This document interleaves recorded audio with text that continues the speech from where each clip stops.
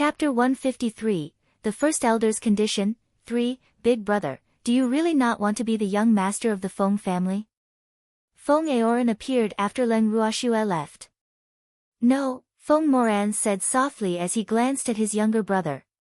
But father, mother, and first elder all hope that you can. Feng Aoran hesitated. Ever since his eldest brother returned, his parents, who had been sent to the countryside by his eldest uncle, were brought back by the first elder. Their father also regained his identity and status as the second master of the Feng family. Their second branch rose again, and the eldest branch gradually declined under the suppression of the first elder and the others. The current situation was the best for their second branch, so Feng Aoran knew that his father would definitely not want to let go of this opportunity at hand. His brother was definitely going to become the young master. Aoran, I'm staying in the Feng family temporarily for you. I don't care what they think. I won't be the young master of the Feng family. Father can be the patriarch if he wants, but don't use me as a bargaining chip, Feng Moran said bluntly to Feng Aoran. This was probably the first time he told his younger brother his thoughts so clearly. He had grown up in an influential family and had experienced the fickleness of human nature. Therefore, he would never let others use him now, even if they were his parents.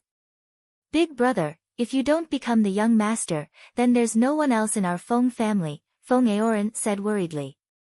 His brother was now the most outstanding person among the Feng family's younger generation. If his brother was unwilling to become the family's young master, then the Feng family. Who says there's no one? Isn't there still you? Aoran, I want to follow Shuer. I won't be by your side forever. Feng Moran knew that his brother's dependence had become a little stronger because of him, so he had to make Aoran realize it. The future of the Feng family was not in his hands, and he had always regarded himself as a passerby of the Feng family.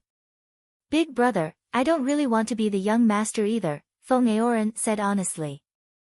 In fact, it had not been a day or two since he had such thoughts. His days with Ruoxue and the others were short, but he was really envious of the atmosphere between them. It was so harmonious and warm. Such an atmosphere was simply not experienced in large families. Aoran, Feng Moran didn't expect his brother to have such thoughts.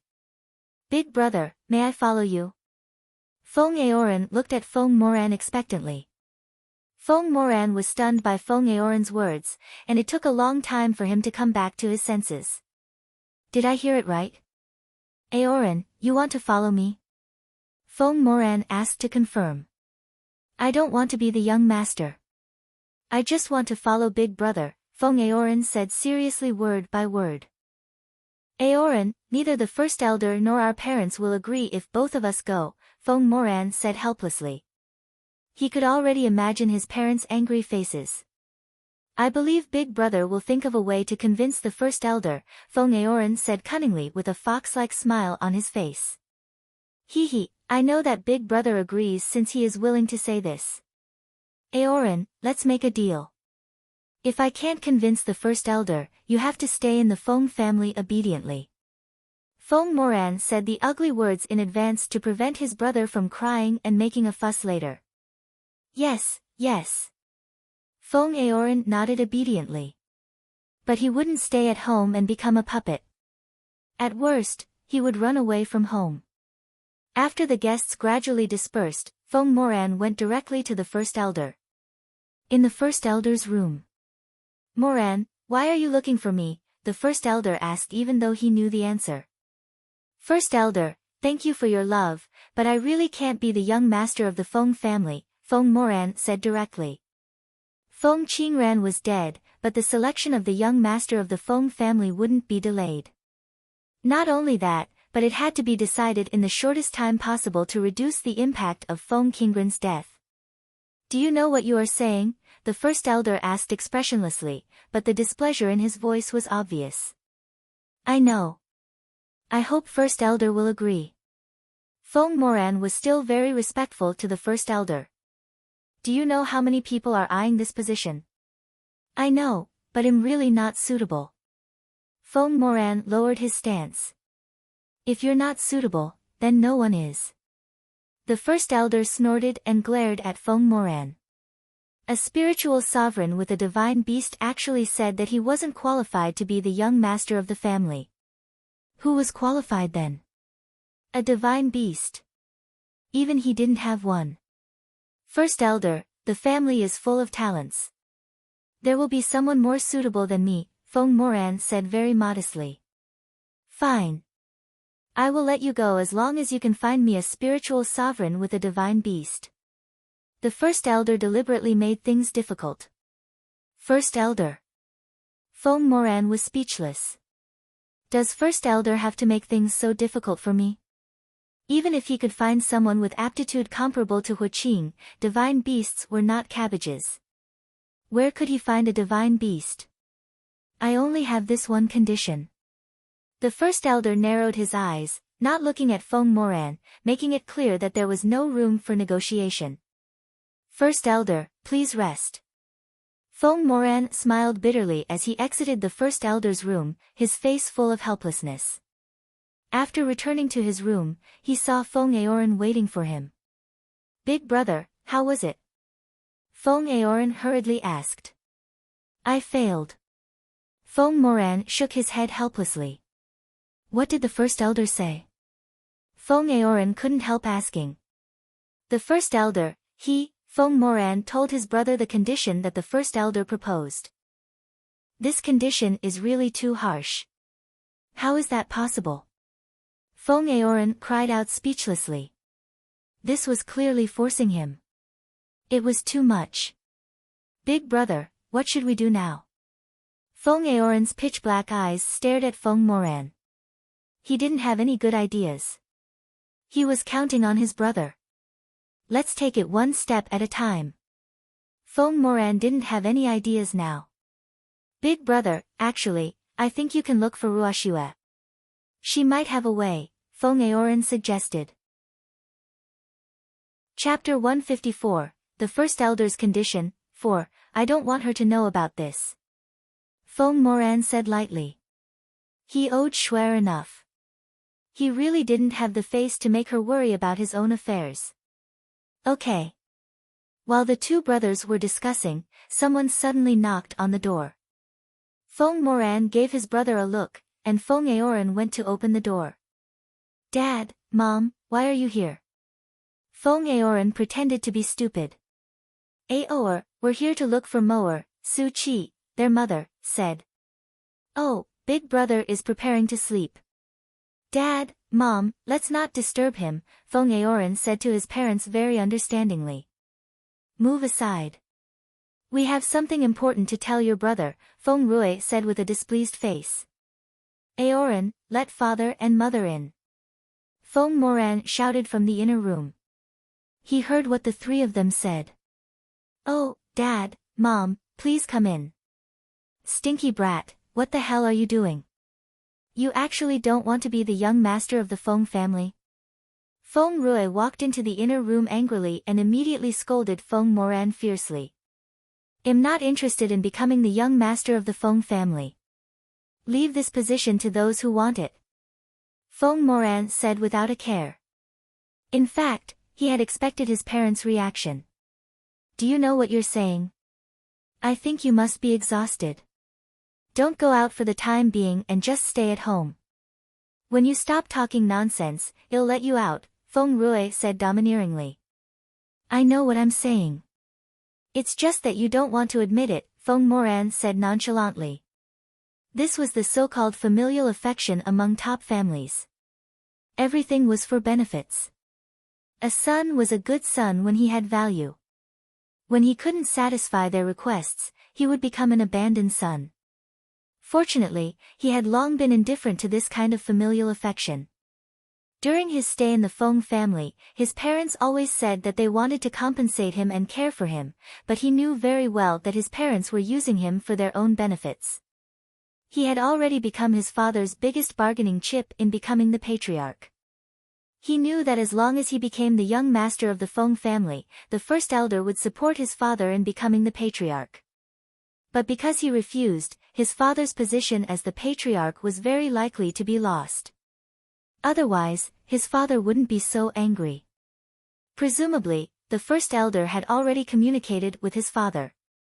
You unfilial son, I raised you for nothing. Feng Rui roared as his face turned purple with anger. He really couldn't understand why, but the first elder just happened to favor his son for the position of the young master out of the many who were eyeing it. Yet this unfilial son of his was actually unwilling to do such a good thing. It really pissed him off. Father, you've raised me for more than a decade, and I've also left home for more than a decade. But during the time that I was back, you've gained a lot from using me, so I don't owe you anything anymore, Feng Moran said helplessly. He really didn't want to say such heartless words if possible, but... Why you? Fine. Your wings have hardened, and I can't control you anymore, right? Feng Rui pointed at Feng Moran, and the veins on his face bulged as he panted heavily. Moer, how can you talk to your father like that? Look at how angry you made him. Hurry up and apologize to your father, Suchi said with displeasure. In fact, she used to dote on this eldest son of hers. But she had stopped paying attention to him ever since his poor result in the aptitude test. However, never in her wildest dreams did she expect that her eldest son, whom she had neglected, would return to the Feng family after leaving home for more than a decade. Moreover, he became so talented and even had a divine beast. The couple couldn't help but see hope due to this. Furthermore, the first elder had promised them that as long as Feng Moran became the young master of the Feng family, the next patriarch of the Feng family would definitely be Feng Rui. They knew their eldest son's feelings for them and the Feng family had faded after being ignored for so long, so they had been thinking of ways to make up for it. But Feng Qingren's sudden death made the matter more urgent. Their original plan to cultivate feelings anew was disrupted, and Feng Moran said that he didn't want to be the young master, making the couple panic. They had suggested to the first elder that they should act first before announcing the matter. This way, Feng Moran would have no choice but to do it. But the first elder was very opposed to this idea. The first elder wanted Feng Moran to do it willingly because he felt that Feng Moran would only seriously consider the interests of the Feng family if he acknowledged his identity. Father, I'm sorry. I won't be the young master of the Feng family, Feng Moran reiterated. He never hoped that his parents could understand him, but he also didn't want to be a pawn in their hands. You, husband, don't be angry. Let's go back first. Let Moer consider it carefully. Perhaps he will think it through himself. Su Qi patted Feng Rui's back gently to persuade him. All right. Unfilial son, reconsider it yourself. Feng Rui roared and left Feng Moran's room angrily with Su Qi's help. Big brother. Feng Aoran looked at his brother worriedly.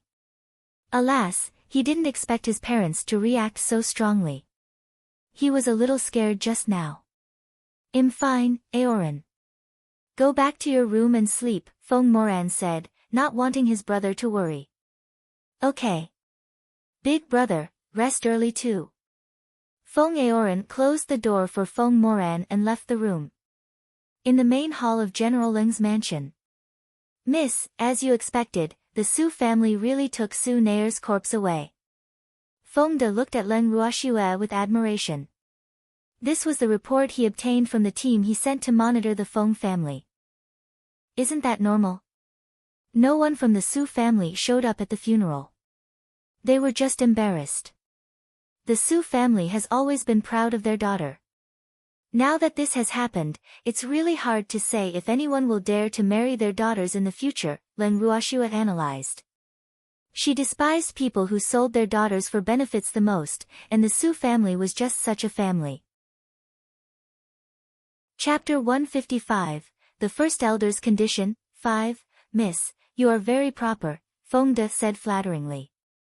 Alright, it's getting late. Go to bed. Leng Ruoxue said to everyone when she saw that the news she wanted to know had been confirmed. She then turned around and returned to her room. The next day. Freak woke Leng Ruoxue up before she could get out of bed. Damn Freak, if there's nothing important, I will make you regret waking me up. Len Ruoxue looked at the aggrieved freak standing outside the door and threatened with gusto. Shuer, how can you shout at me? Boo-hoo. Shuer is so fierce. No wonder no one else dared to come. What is it? Tell me quickly. I still want to sleep. Len Ruoxue said unhappily. She hated being woken up when she was sleeping soundly, even more so than being disturbed while eating. Feng Moran's parents want to see you, Freak said pitifully. See me? Why? I don't know. They just said they have something very important to talk to you about, he explained. When he saw the pair of shifty-eyed parents, he knew that nothing good was going to happen. Ask them to wait for me in the living room. I'll be right there, Len Ruoxue ordered. She had to give them some face since they were Big Brother Feng's parents. Yes, my queen. Freak received the queen's order and turned to leave reluctantly. After Len Ruoxue washed up, she slowly walked to the living room. Len Ruoxue saw a middle-aged couple sitting and chatting with Freak as she entered the living room. But he looked indifferent and seemed uninterested. Shuer, you're here. Freak's sharp eyes saw Len Ruoxue, and he was excited. This couple was too difficult to deal with. They were clearly here to gather intelligence and asked him many questions, and some he didn't know how to answer. Len Ruoxue looked at Freak's aggrieved appearance and was a little speechless. What happened to him? It's like someone bullied him. Does he have to be so exaggerated? Are you Big Brother Feng's parents? Len Ruoxue walked to the middle-aged couple. Yes, you are Len Ruoxue. Su Qi looked at Len Ruoxue in amazement. She had long heard of Len Ruoxue's great name, but she didn't expect her to be so beautiful in person. Moreover, she had done her son a favor. What if, she couldn't help thinking after seeing Len Ruoxue. I am Len Ruoxue. Len Ruoxue looked at the middle-aged couple in front of her. The couple was about 40 years old. The man was handsome and had a tall stature, looking very similar to Big Brother Feng. As for the woman, she had a beautiful appearance and a noble temperament and looked very young. As for their strength, one was a spiritual sovereign, and the other was a spiritual monarch. The cold and serious Feng Rui merely nodded at Len Ruoxue, while Su Qi was relatively enthusiastic. Ruoxue, since you address Moer as Big Brother, can you address us as Uncle and Auntie? Su Qi held Len Ruoxue's hand warmly. Uncle, Auntie, hello. Ruoxue was rude, Len Ruoxue said politely. Alas, they are Big Brother Feng's parents. I just don't know why they're looking for me. Hee, it's okay. We won't mind. After all, this is the first time we're meeting. Su Qi said understandingly. Uncle, Auntie, may I know why you're looking for Ruoxue today? Len Ruoxue asked directly. Something did happen. Su Qi said, slightly embarrassed. Auntie, just tell me directly. Len Ruoxue didn't want to beat around the bush and waste time. Since they were Big Brother Feng's parents, she would still help as long as their requests were not too unreasonable. Ruoxue, it's like this.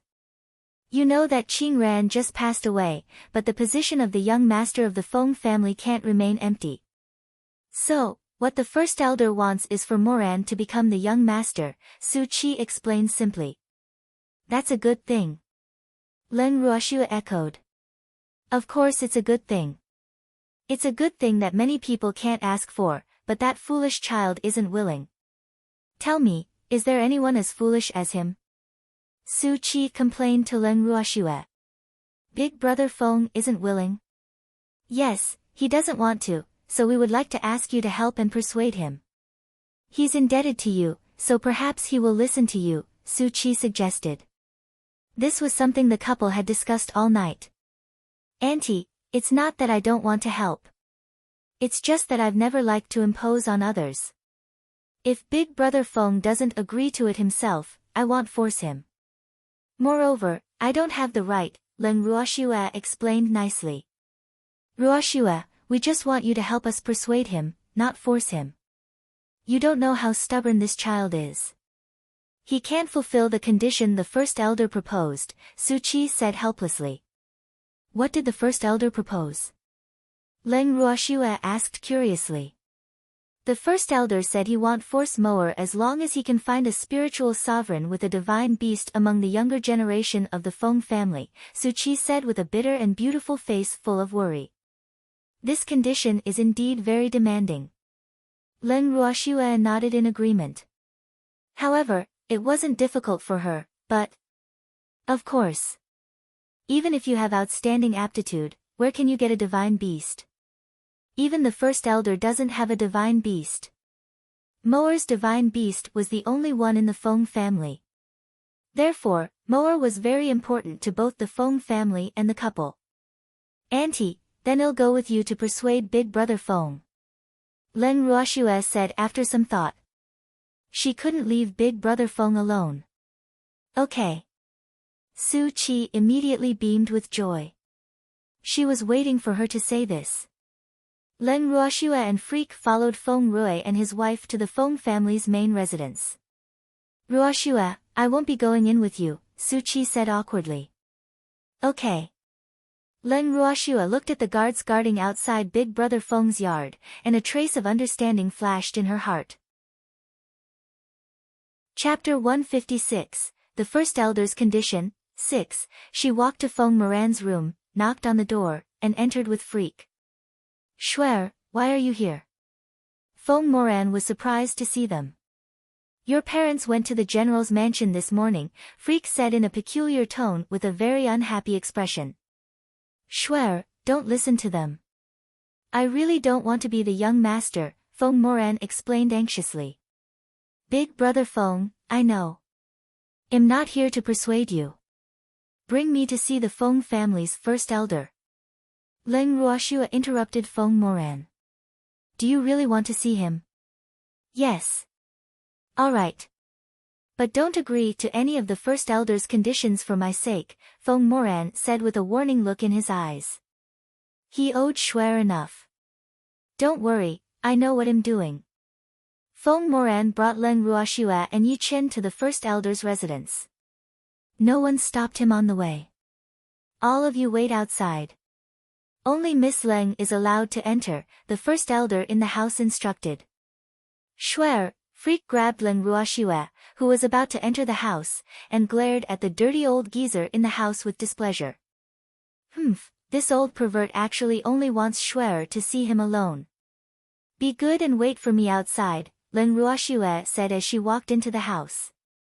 First elder, what are your conditions? Tell me. Leng Ruoxue said bluntly. Miss Leng, to tell you the truth, our Feng family currently lacks reserve strength, and many of our descendants do not have good aptitude. Moran is the best in our younger generation, so under Moran's lead, our Feng family will definitely become more prosperous, the first elder said earnestly, his face full of anticipation. First elder, if Big Brother Feng wants to be the young master, I will certainly support him. But now, he doesn't want to do it himself, and I don't want anyone to force him. Leng Ruoxue told the first elder her thoughts. She hoped that everyone under her protection could live happily. The Feng family is the second great family. How honorable is it to become the young master of the Feng family? How did it become forcing him? The first elder was a little angry as he spoke. If such a thing happened to others, they would be overjoyed, but there was actually someone unwilling. He really couldn't understand. First elder, this might be an honor for others, but it's nothing for people who don't value fame and fortune. What Leng Ruoxue implied was that Feng Moran was someone who didn't value fame and fortune. He will regret it in the future, the first elder roared. It wasn't easy for him to finally favor a junior of the family. That's his own choice, Leng Ruoxue said nonchalantly. Since he had chosen, there was no need to regret. After all, everyone had to be responsible for their choices. There was no medicine for regret in the world. Since you call him Big Brother, shouldn't you plan for his future? The first elder questioned with a glare and released a slight trace of his might. I am planning for his future. Big Brother Feng is a person who yearns for freedom. I can't let him be bound in this mansion and yard to lead a depressed life unless it's his own choice, Leng Ruoxue said indifferently, not at all afraid of the first elder's might. It's fine if he doesn't want to be the young master. I still have the same condition, the first elder said without relenting. First elder, why make things so difficult for Big Brother Feng? You just want to find a young master for the Feng family, Leng Ruoxue said. No one in the Feng family is more suitable than Moran, the first elder said stubbornly, his thoughts remaining unchanged. But Big Brother Feng doesn't want to do it. First elder, your condition is a little too much for Big Brother Feng. How about this, let's negotiate a deal. Leng Ruoxue looked at the first elder with a face full of mystery. What deal? Unless my Feng family can produce a genius young master, there's no need to negotiate, the first elder said without any room for negotiation. This was already his lowest requirement. He also knew that a divine beast was a little unrealistic. What if I have a way to make the Feng family produce 100 geniuses? Leng Ruoxue threw out big bait. She didn't believe that this cunning old fox wouldn't take the bait. 100? Are you joking? How is that possible? The first elder didn't believe Leng Ruoxue could do it at all. I'm not joking. Nothing is impossible. I just don't know if first elder will agree or not. Leng Ruoxue waited patiently for the first elder's decision. If you can really do it, then I'll agree to it, the first elder said resolutely after thinking for a while and steeling his heart. First elder is a straightforward person, so I won't say anything unnecessary. Leng Ruoxue took out a small jade bottle and handed it to the first elder. What are these? Pills. The first elder opened it to take a look. There were about 100 pearl-like pills inside. These are remolding pills, Leng Ruoxue explained. Remolding pills? Miss Leng, do you think I don't know about pills? Everyone knows that remolding pills are the most useless pill on the Ling Feng continent and don't have good effects, the first elder said sullenly. First elder, how can you be as short-sighted as ordinary people? Since I said I would give you 100 geniuses, why would I lie to you? Leng Ruoxue said with slight displeasure. She knew very well that when dealing with people who had been in high positions for a long time, it was absolutely impossible to be too weak. Could it be that your remolding pills are different? The first elder asked with a puzzled look. These are true remolding pill. Otherwise, how do you think Big Brother Feng became a genius? Leng Ruoxue explained lightly. You're saying, the first elder quickly stopped talking. His face was full of excitement as he held the jade bottle tightly in his hand. If this was true, then the Feng family. He simply didn't dare to imagine how powerful the Feng family would be in the future. First elder, there are 100 remolding pills inside. But I suggest you choose some descendants with good character to consume them. Otherwise, it will be troublesome if there are too many geniuses, Leng Ruoxue suggested very kindly. Thank you for your reminder, Miss Leng. I will choose wisely, the first elder said gratefully. To be honest, he did intend to choose some with better aptitudes to remold. After all, this was an unwritten rule of every family. But after hearing Leng Ruoxue's reminder, he couldn't help but break out in cold sweat. He couldn't imagine that if he really chose people according to his original plan, it would probably be nothing but a disaster for the Feng family. Chapter 157, A Deal with the First Elder, 1, Then Big Brother Feng, Miss Leng, don't worry. This old man won't force him anymore unless he wants to, the first elder said very naturally. I have another question. Did Miss Leng refine these pills yourself? The first elder probed. What does first elder think? Leng Ruoxue asked with a sweet smile on her face. She believed that the first elder was a smart person and would know what to do. I understand, the first elder said in realization.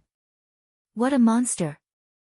After knowing that Leng Ruoxue was an artificer, he had decided to befriend her. Now, he was even more.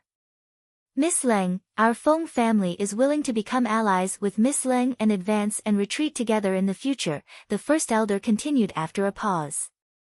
Although he had not discussed this with the patriarch, he believed that the patriarch would definitely agree. First elder, you think too highly of me. I don't have any forces, Leng Ruoxue reminded. She didn't expect the identity of an alchemist to be so useful. Even the second great family came knocking on her door to request an alliance. No wonder those alchemists and the like were all so arrogant. Miss Leng is too modest. A few drops of cold sweat dripped down the first elder's forehead. What other forces did she need? As long as she revealed her identity, many powerhouses would knock on her door. First elder, I'm telling the truth. Leng Ruoxue really didn't think she was being humble because after thinking about it, she truly didn't have any forces other than Feng De and the others. Regardless of whether Miss Leng has any forces or not, our Feng family is willing to ally with Miss Leng, the first elder said very understandingly. Great aunt, this should be enough, right? Since first elder is so enthusiastic, then Ruoxue will accept. But the patriarch and acting patriarch of the Feng family, Leng Ruoxue said in puzzlement. She really wanted to know how much power the first elder had. Miss Leng, don't worry. The patriarch trusts me a lot. He won't object to anything I decide. As for the acting patriarch, he won't be for long, the first elder said confidently. He didn't think much of Feng Shao to begin with, what more now? First elder, a selfish and sinister person like Feng Shao will sooner or later be a scourge to the Feng family, Leng Ruoxue said bluntly after seeing that the first elder was reasonable. But what the first elder would do was not something she could control. I know, but he is the eldest son of the patriarch after all. So, even if he wanted to get rid of Feng Shao, he had to have a good reason. Otherwise, the patriarch might not say anything on the surface, but there would definitely be a barrier in his heart. It would be disadvantageous for the Feng family's development and not what he wanted to see. But Leng Ruoxue left the first elder's room and looked at Freak and Feng Moran guarding the door. Big brother Feng, the matter has been resolved. Freak, let's go back. Okay. Shuer, did you agree to the first elder's condition? Feng Moran couldn't help asking. Alas. I really didn't want Shuer to worry about me. No, I just made a deal with him, Leng Ruoxue explained simply.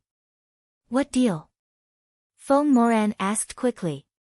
He knew that this had happened. Otherwise, the first elder wouldn't have relented. It's a simple deal. Big brother Feng, it's not what you think. Don't worry. Leng Ruoxue comforted him. This deal was indeed not difficult for her. Chapter 158, A Deal with the First Elder, 2, Shuer, don't lie to me, Feng Moran said in disbelief. I'm not lying to you. It's not convenient to talk here. I'll tell you in detail when you go to the general's mansion, Leng Ruoxue said helplessly. Big brother Feng actually doesn't believe me. Boo-hoo. It makes me so sad. Okay, I'll see you off.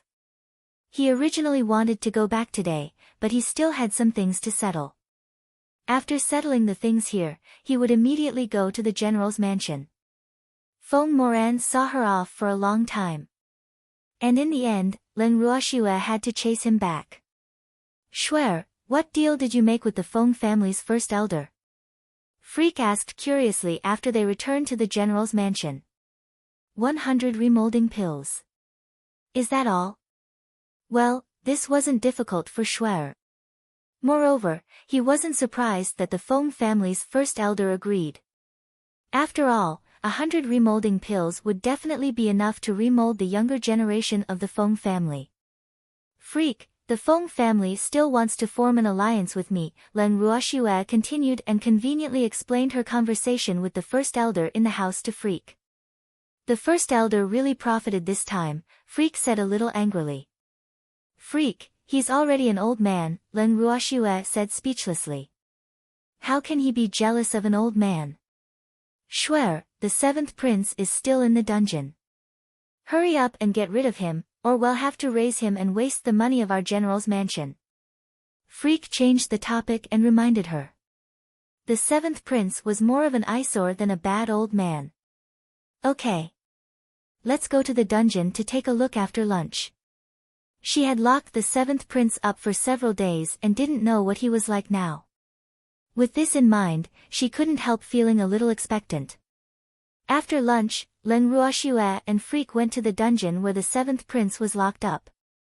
Leng Ruoxue looked at the seventh prince in the cell and almost thought she had entered the wrong place. Is this really that noble seventh prince? In the cell, the seventh prince had tattered clothes, disheveled hair that looked like straw, and dust covered his face that was black and blue all over. What's going on? She remembered clearly that she didn't ask anyone to torture him. Did someone sneak into the cell and swap the seventh prince? Thinking of this, Li Yu. Leng Ruoxue suddenly shouted. Leng Ruoxue. Let me out. Let me out.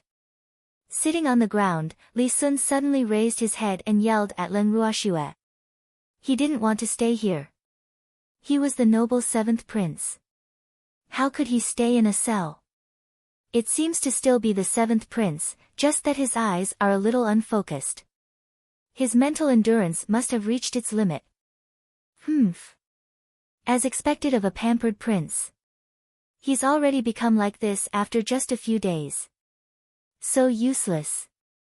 Leng Ruoxue thought disdainfully. Do you really want to go out? Leng Ruoxue asked coldly. Yes, I want to go out. I want to go out. Li Yu roared like a madman.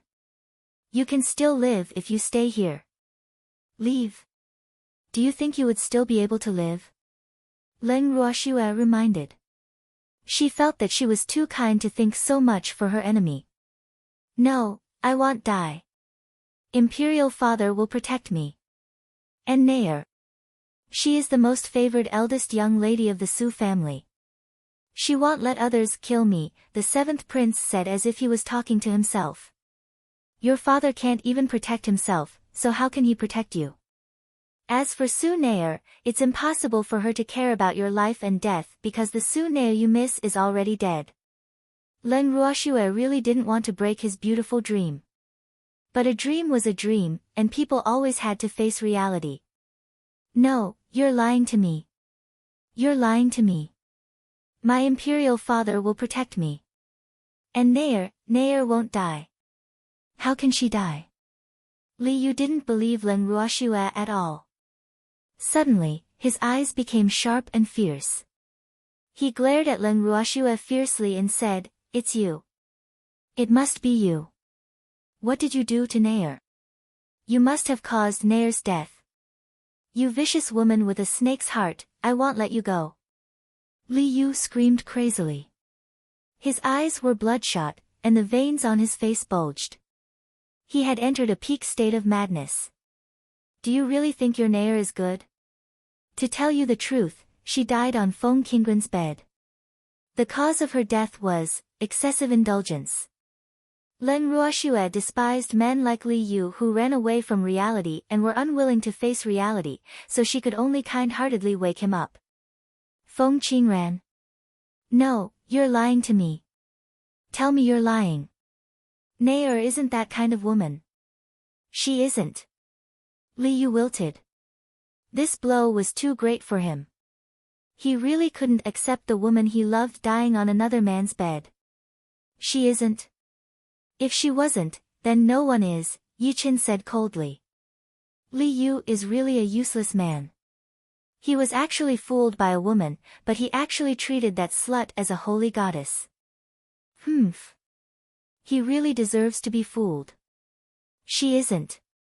She isn't. After hearing what Yiqin said, Li Ye's head hung down. He didn't react for a while and just kept repeating this sentence. Freak, let's go. Leng Ruoxue turned her head to look at Freak. She really didn't have the mood to torture Li Yu at all after seeing him in this state of death.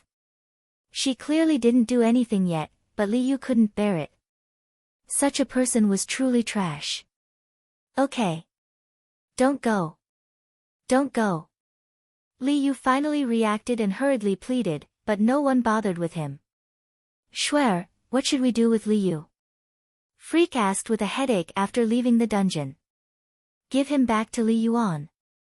Wouldn't that be letting him off too lightly? Freak said with some dissatisfaction. How can we let him off lightly? Do you think Li Yuan will let him go? His fate will be much worse if he falls into Li Yuan's hands than staying in ours. Leng Ruoxue didn't think Li Yuan would treat him as his younger brother. He would torture him in all sorts of ways. That's true. But Shuer, you haven't even avenged yourself yet. I'm really unwilling to return him like this. Freak complained. Chapter 159, A Deal with the First Elder, 3. There's no joy in taking revenge in his current state, Leng Ruoxue said speechlessly. But what if he's pretending? Freak really couldn't believe that a noble prince's heart was so fragile. Every person in an imperial family or aristocratic family was devious. People like Li Yu couldn't survive unless they were especially favored and protected. I'm not in the mood. Let Li Yuan try. Leng Ruoxue said gloomily. That's fine, Freak echoed. But just to be safe, he thought it would be better to prescribe some medicine to Li Yu beforehand. Better to act than to be tempted. After dinner, Leng Ruoxue and Freak brought Li Yu straight to the palace. In the imperial study. What does this mean? Li Yuan was sitting on the dragon throne while looking at Leng Ruoxue in confusion. We're here to return the person, Leng Ruoxue explained lightly. There's no need to return him, Li Yuan said generously. He didn't want this person. It won't be difficult to borrow him again, so I'll return him to you first. Leng Ruoxue said very carefully. She wouldn't want this trash even if she could get money for him. After listening to Leng Ruoxue, Li Yuan was at a loss for words. Does she intend to borrow him again in the future? I'm giving this person to you. There's no need to go through all this trouble. Li Yuan really didn't want to take over. Don't. I don't have a place to put him, and I would have to waste my money to support him. Leng Ruoxue's expression showed that there was no room for negotiation. She was definitely going to return him. I'll pay. I don't want him even if I can get money, Leng Ruoxue added, interrupting Li Yuan. Li Yuan was helpless, really helpless. By the way, why did he become like this? Li Yuan asked curiously while looking at the unconscious Li Yu, who had been thrown to the ground like a dead dog. It didn't look like he was tortured. His mental fortitude is a bit weak. I just told him what happened recently. That's all, Leng Ruoxue said innocently. It really isn't my fault. Oh. Come, lock him in the dungeon. Li Yuan nodded understandingly and then ordered the eunuch beside him. Yes, Your Majesty. Then the eunuch left the imperial study. Since it's done, well, leave now, Leng Ruoxue said frankly. About Ruoxue, your big sister Mo has been talking about you. Since you're here, go see her. Li Yuan said thoughtfully. Okay, I'll go see big sister Mo then, Leng Ruoxue said respectfully. Did Li Yuan especially tell me this because something happened? Shuer, are we going to see Mo Ingyue? Freak asked softly after they walked out of the imperial study and into the imperial garden. Let's go take a look. Leng Ruoxue knew that everything had been going smoothly since Li Yuan became the emperor. After all, no one dared to object with the approval of the old patriarch. After Mo Ingyue became the mother of the country, she moved to the Phoenix Algae Palace. Leng Ruoxue and Freak were familiar with the Phoenix Algae Palace and found it without difficulty. Big sister Mo. Leng Ruoxue saw that no one was stopping her after entering the Phoenix Algae Palace, so she walked directly into the inner hall with Freak. Ruoxue, why do you have time to visit big sister? Mo Ingyue, who was eating, said happily when she saw Leng Ruoxue. She hurriedly put down her chopsticks, stood up, walked to Leng Ruoxue's side, and pulled her to sit down together. Yi Chen, do whatever you want. Mo Inoue said warmly. Okay. Yichen casually found a chair and sat down. Sister Mo, we are here to return Li Yu, Len Ruoxue said honestly. She wouldn't say anything hypocritical such as she came specially to see Mo Inoue. I know you only came to see big sister as a slight detour. Mo Inoue sighed. This girl wouldn't have come to the palace if there was nothing. But she really liked Len Ruoxue's character of distinguishing gratitude and grudges. Did anything displeasing happen recently, big sister Mo? Len Ruoxue went straight to the point. This had to be why Li Yuan asked her to come. A little. Mo Inoue said with a troubled expression. Big sister Mo, tell me about it. Recently, some ministers have been having designs on His Majesty, Mo Inoue said very implicitly, finding it difficult to say. Just that. Len Ruoxue was not impressed. She thought it was something big, but it was actually the easiest to solve. This isn't a trivial matter. It concerns the stability of the country. Mo Inoue was in a very difficult position. Big sister Mo, does this world venerate the strong? Len Ruoxue suddenly asked. Of course. Mo Inoue was puzzled. What does Ruoxue mean? In that case, why cares so much about the words of those ministers? As long as the old patriarch of the imperial family supports you, I don't believe anyone will dare to have any other thoughts, Len Ruoxue said very firmly. But, big sister Mo, no one is willing to share their husband with other women. At worst, well, destroy whoever steals him. If it doesn't work in the open, you can do it in the dark. You are the mother of a country and the first wife. Can't you handle a few mistresses? Len Ruoxue encouraged. She hated women who sacrificed themselves too much and even lost their dignity for a cheap man. Humph. I hope Li Yuan isn't a man who likes the new and hates the old. Otherwise, I will definitely make him regret it. Ruoxue, you don't understand. There are also people in my family who have such thoughts, so, Mo Inoue really didn't know what to do. If she lost the support of her family because of this matter, then she would definitely be forced to give up the position of empress. She didn't care about being the empress, but she couldn't give up her husband. Who? Len Ruoxue asked coldly. My cousin, Mo Inoue answered honestly. Shuer looks so scary. Humph. A woman with designs on her brother-in-law deserves to die. Len Ruoxue complained in her head. But this was big sister Mo's family affair after all, and it was hard for her to say anything as an outsider. Chapter 160, You Don't Know How to Treat a Beauty Well. 1. I've always thought that big sister Mo is a smart person, so I believe you will handle it well, Len Ruoxue said after some thought.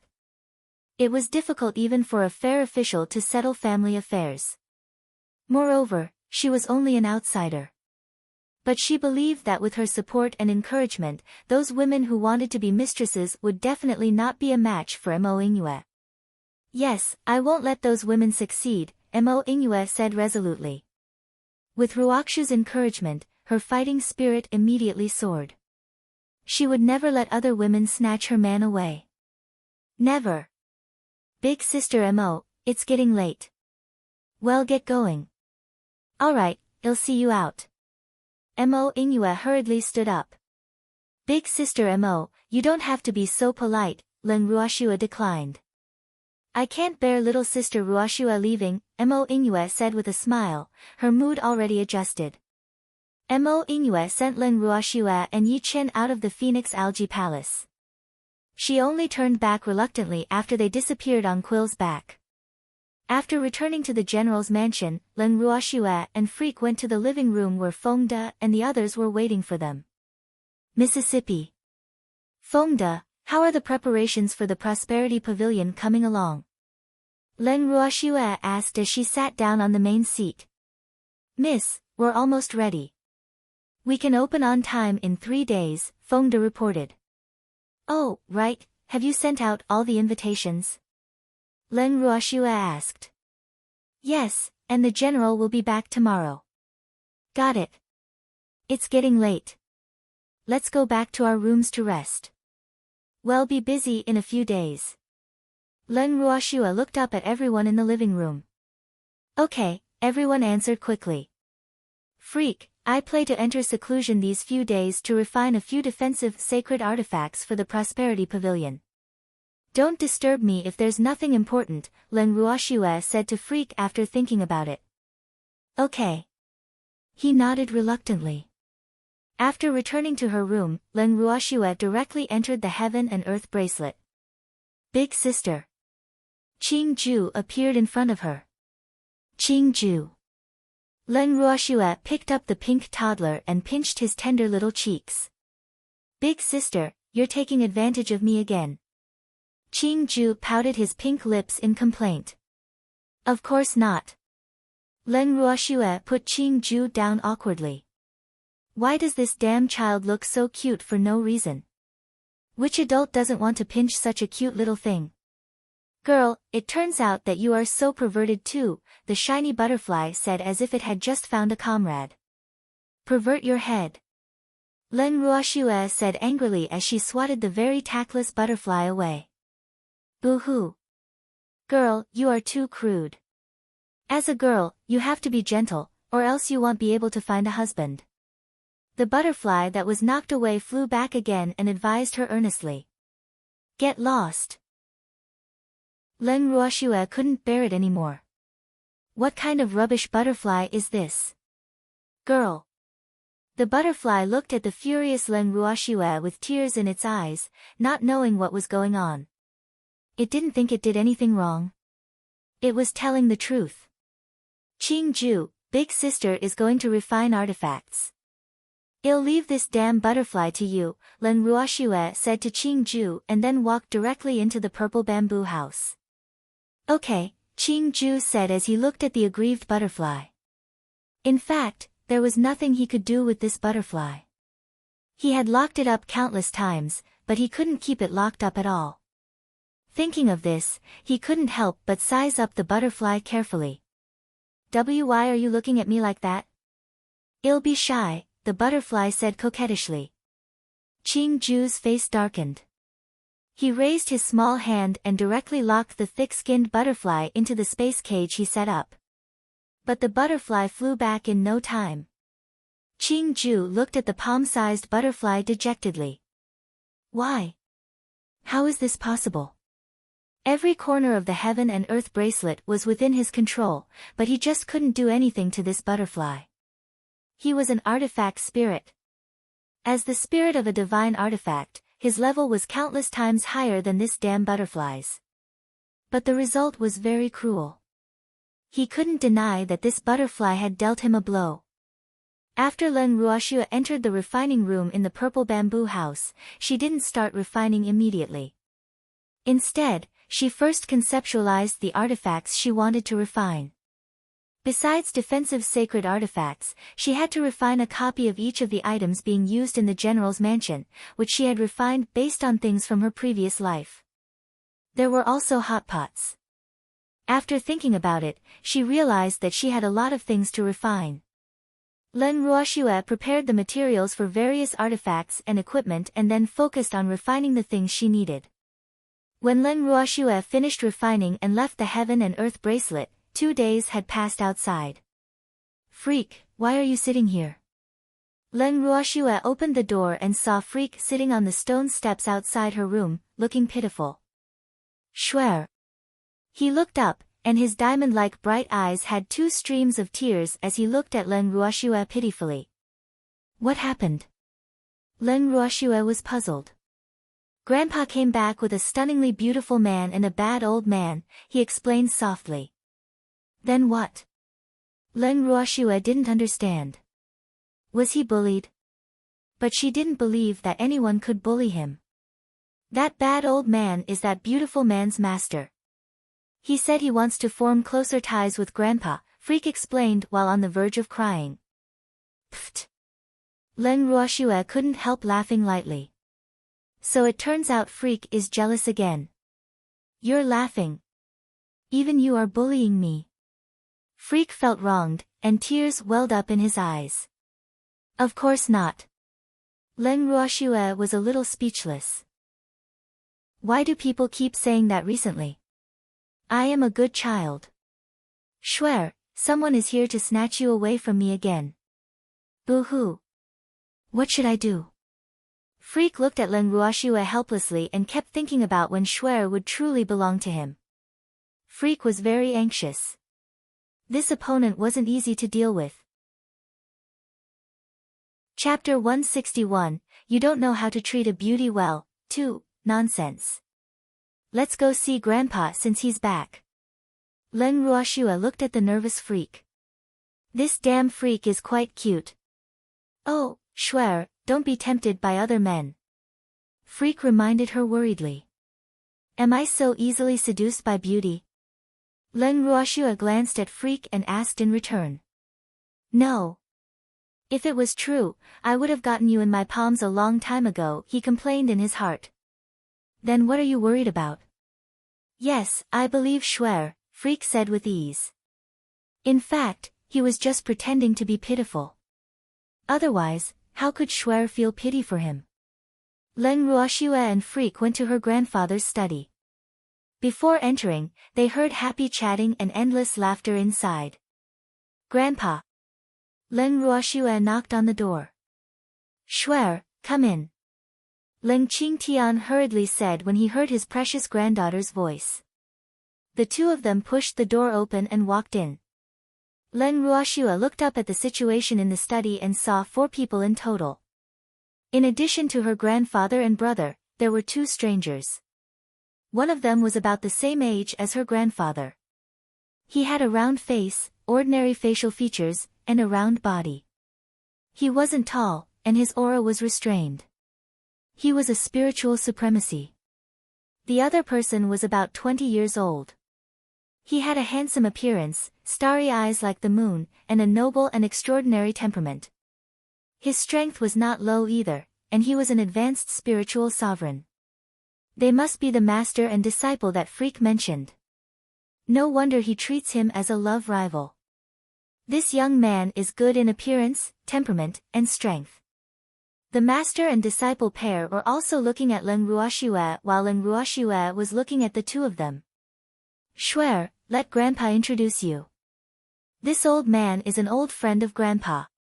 You can call him Grandpa Yu.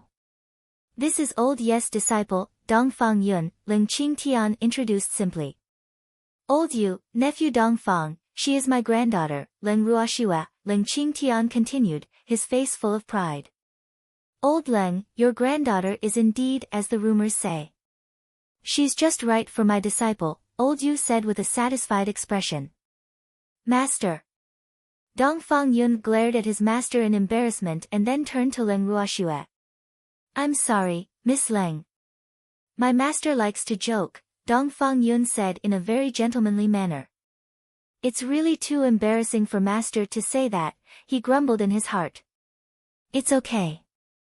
I understand, Leng Ruoxue said coldly as she glanced at the chubby old man who looked like a ball. This old man obviously did it on purpose. But she didn't know why he did it. It's good that Miss Leng doesn't blame me, Dongfang Yun said good-naturedly, not bothered by Leng Ruoxue's indifference. In fact, if she was like other women, sticking to him like a fly the moment she saw him, he wouldn't have bothered responding to her at all. Grandpa, our prosperity pavilion is opening tomorrow, Leng Ruoxue reminded. Shuer, Grandpa specially rushed back for this. I hope Shuer isn't angry that I brought back 2 burdens with me, Leng Qingtian thought fearfully. Grandpa, Shuer will be heading out first. Please continue your chat. Leng Ruoxue couldn't help finding her grandfather's careful demeanor amusing. She then grabbed Freak and left without throwing a temper tantrum. Old Leng, why is your granddaughter so shy? Old Yu asked in disappointment. He still wanted that girl to cultivate a good relationship with his good disciple. Do you think everyone is as thick-skinned as you? I told you not to spout nonsense. My granddaughter already has a fiancé, but you still dared to say that. Leng Qingtian glared at his old friend with some dissatisfaction. I just want your precious granddaughter to have another choice. Anyway, they're not married yet. Anything is possible. Old Yu said with a shameless grin, as if it was obvious. Leng Qingtian shook his head helplessly. He really couldn't do anything to this old impish friend. Look at you. Your lips are so pouty you could hang oil bottles on them. Leng Ruoxue couldn't help teasing Freak as they walked in the garden outside Leng Qingshan's study. Shuer, did you see Dong Fangyun? He asked softly. I did. So what? Leng Ruoxue asked helplessly. Isn't he thinking too much? Now, her greatest wish was to become stronger, so how could she have the time to think about other things? If she really wanted to find a man, she would have pounced on Freak long ago. You're not allowed to like him. You're only allowed to like me, he said domineeringly. I don't like him, okay. Leng Ruoxue replied speechlessly. You can only like me, Freak reminded her with great dissatisfaction. Boo-hoo. Shuer is really not serious. She actually replied to me in such a manner. I'm so sad. Damn Freak, if you keep nagging, I won't even want you anymore, Leng Ruoxue threatened. I won't mention it anymore. Freak looked at Leng Ruoxue fearfully and aggrievedly like a little wife. Good. Come with me to the Feng family residence now. Why are we going there? Feng Moran had already come to the general's mansion to stay, but rumor had it that he was chased out by the Feng family. Form an official alliance with the first elder, Leng Ruoxue explained. Oh. After the two of them arrived at the Feng family's main residence, the Feng family's first elder directly led them to the Feng family's secret chamber. After entering the secret chamber, the first elder officially became allies with Leng Ruoxue on behalf of the Feng family. They promised not to betray each other with heaven and earth as the witness. Otherwise, they would be obliterated by heaven and earth laws. After forming the alliance, Leng Ruoxue and Freak returned to the general's mansion. In the living room of the general's mansion. Feng De, here. Everything you need for the restaurant is inside. Leng Ruoxue handed Feng De a storage ring. I'll go and set it up now. Feng De took the ring and left in a hurry. Freak, let's go sit in the garden. Leng Ruoxue said to the depressed Freak after seeing that everything was arranged. Chapter 162, You Don't Know How to Treat a Beauty Well, 3, okay. The two of them arrived at the pavilion in the garden. Before they could get comfortable, Leng Ruhan brought Dong Fangyun over. Shuer, you're here too. Leng Ruhan said helplessly. It was too much of a coincidence. He knew that Yichen didn't like Dong Fangyun, so he wanted the two of them to stay away from each other. But he didn't expect to run into them here. Didn't Shuer leave the mansion? Why is she back so soon? Big brother, since you're here, let's sit together. Leng Ruoxue said while lying in Freak's arms. Okay. Leng Ruhan brought Dong Fangyun to sit down. Miss Leng, let's spar sometime. Dong Fangyun looked at Leng Ruoxue expectantly. If young Master Dong Fang wants to find someone to spar with, I can recommend someone to you. The two of you are of similar strength, Leng Ruoxue suggested. Miss Leng, are you looking down on my strength? Dong Fangyun smiled. Leng Ruoxue sized Dong Fangyun up and said without giving him any face, you're not my match. How do you know if you don't try? Dong Fangyun said with some displeasure. Being looked down on by a woman like this slightly hurt his pride. Then I'll give you a chance. Seeing that he was unwilling to give up, Leng Ruoxue could only agree. Let's go to the training grounds. Leng Ruoxue said and led him to the training grounds in the general's mansion. Shuer, you're not allowed to go easy on him, Freak reminded Leng Ruoxue softly when they arrived at the training ground. Don't worry. I will never go easy on arrogant men, Leng Ruoxue said seriously. For example, when had she ever gone easy on Huqing? Okay. Do your best.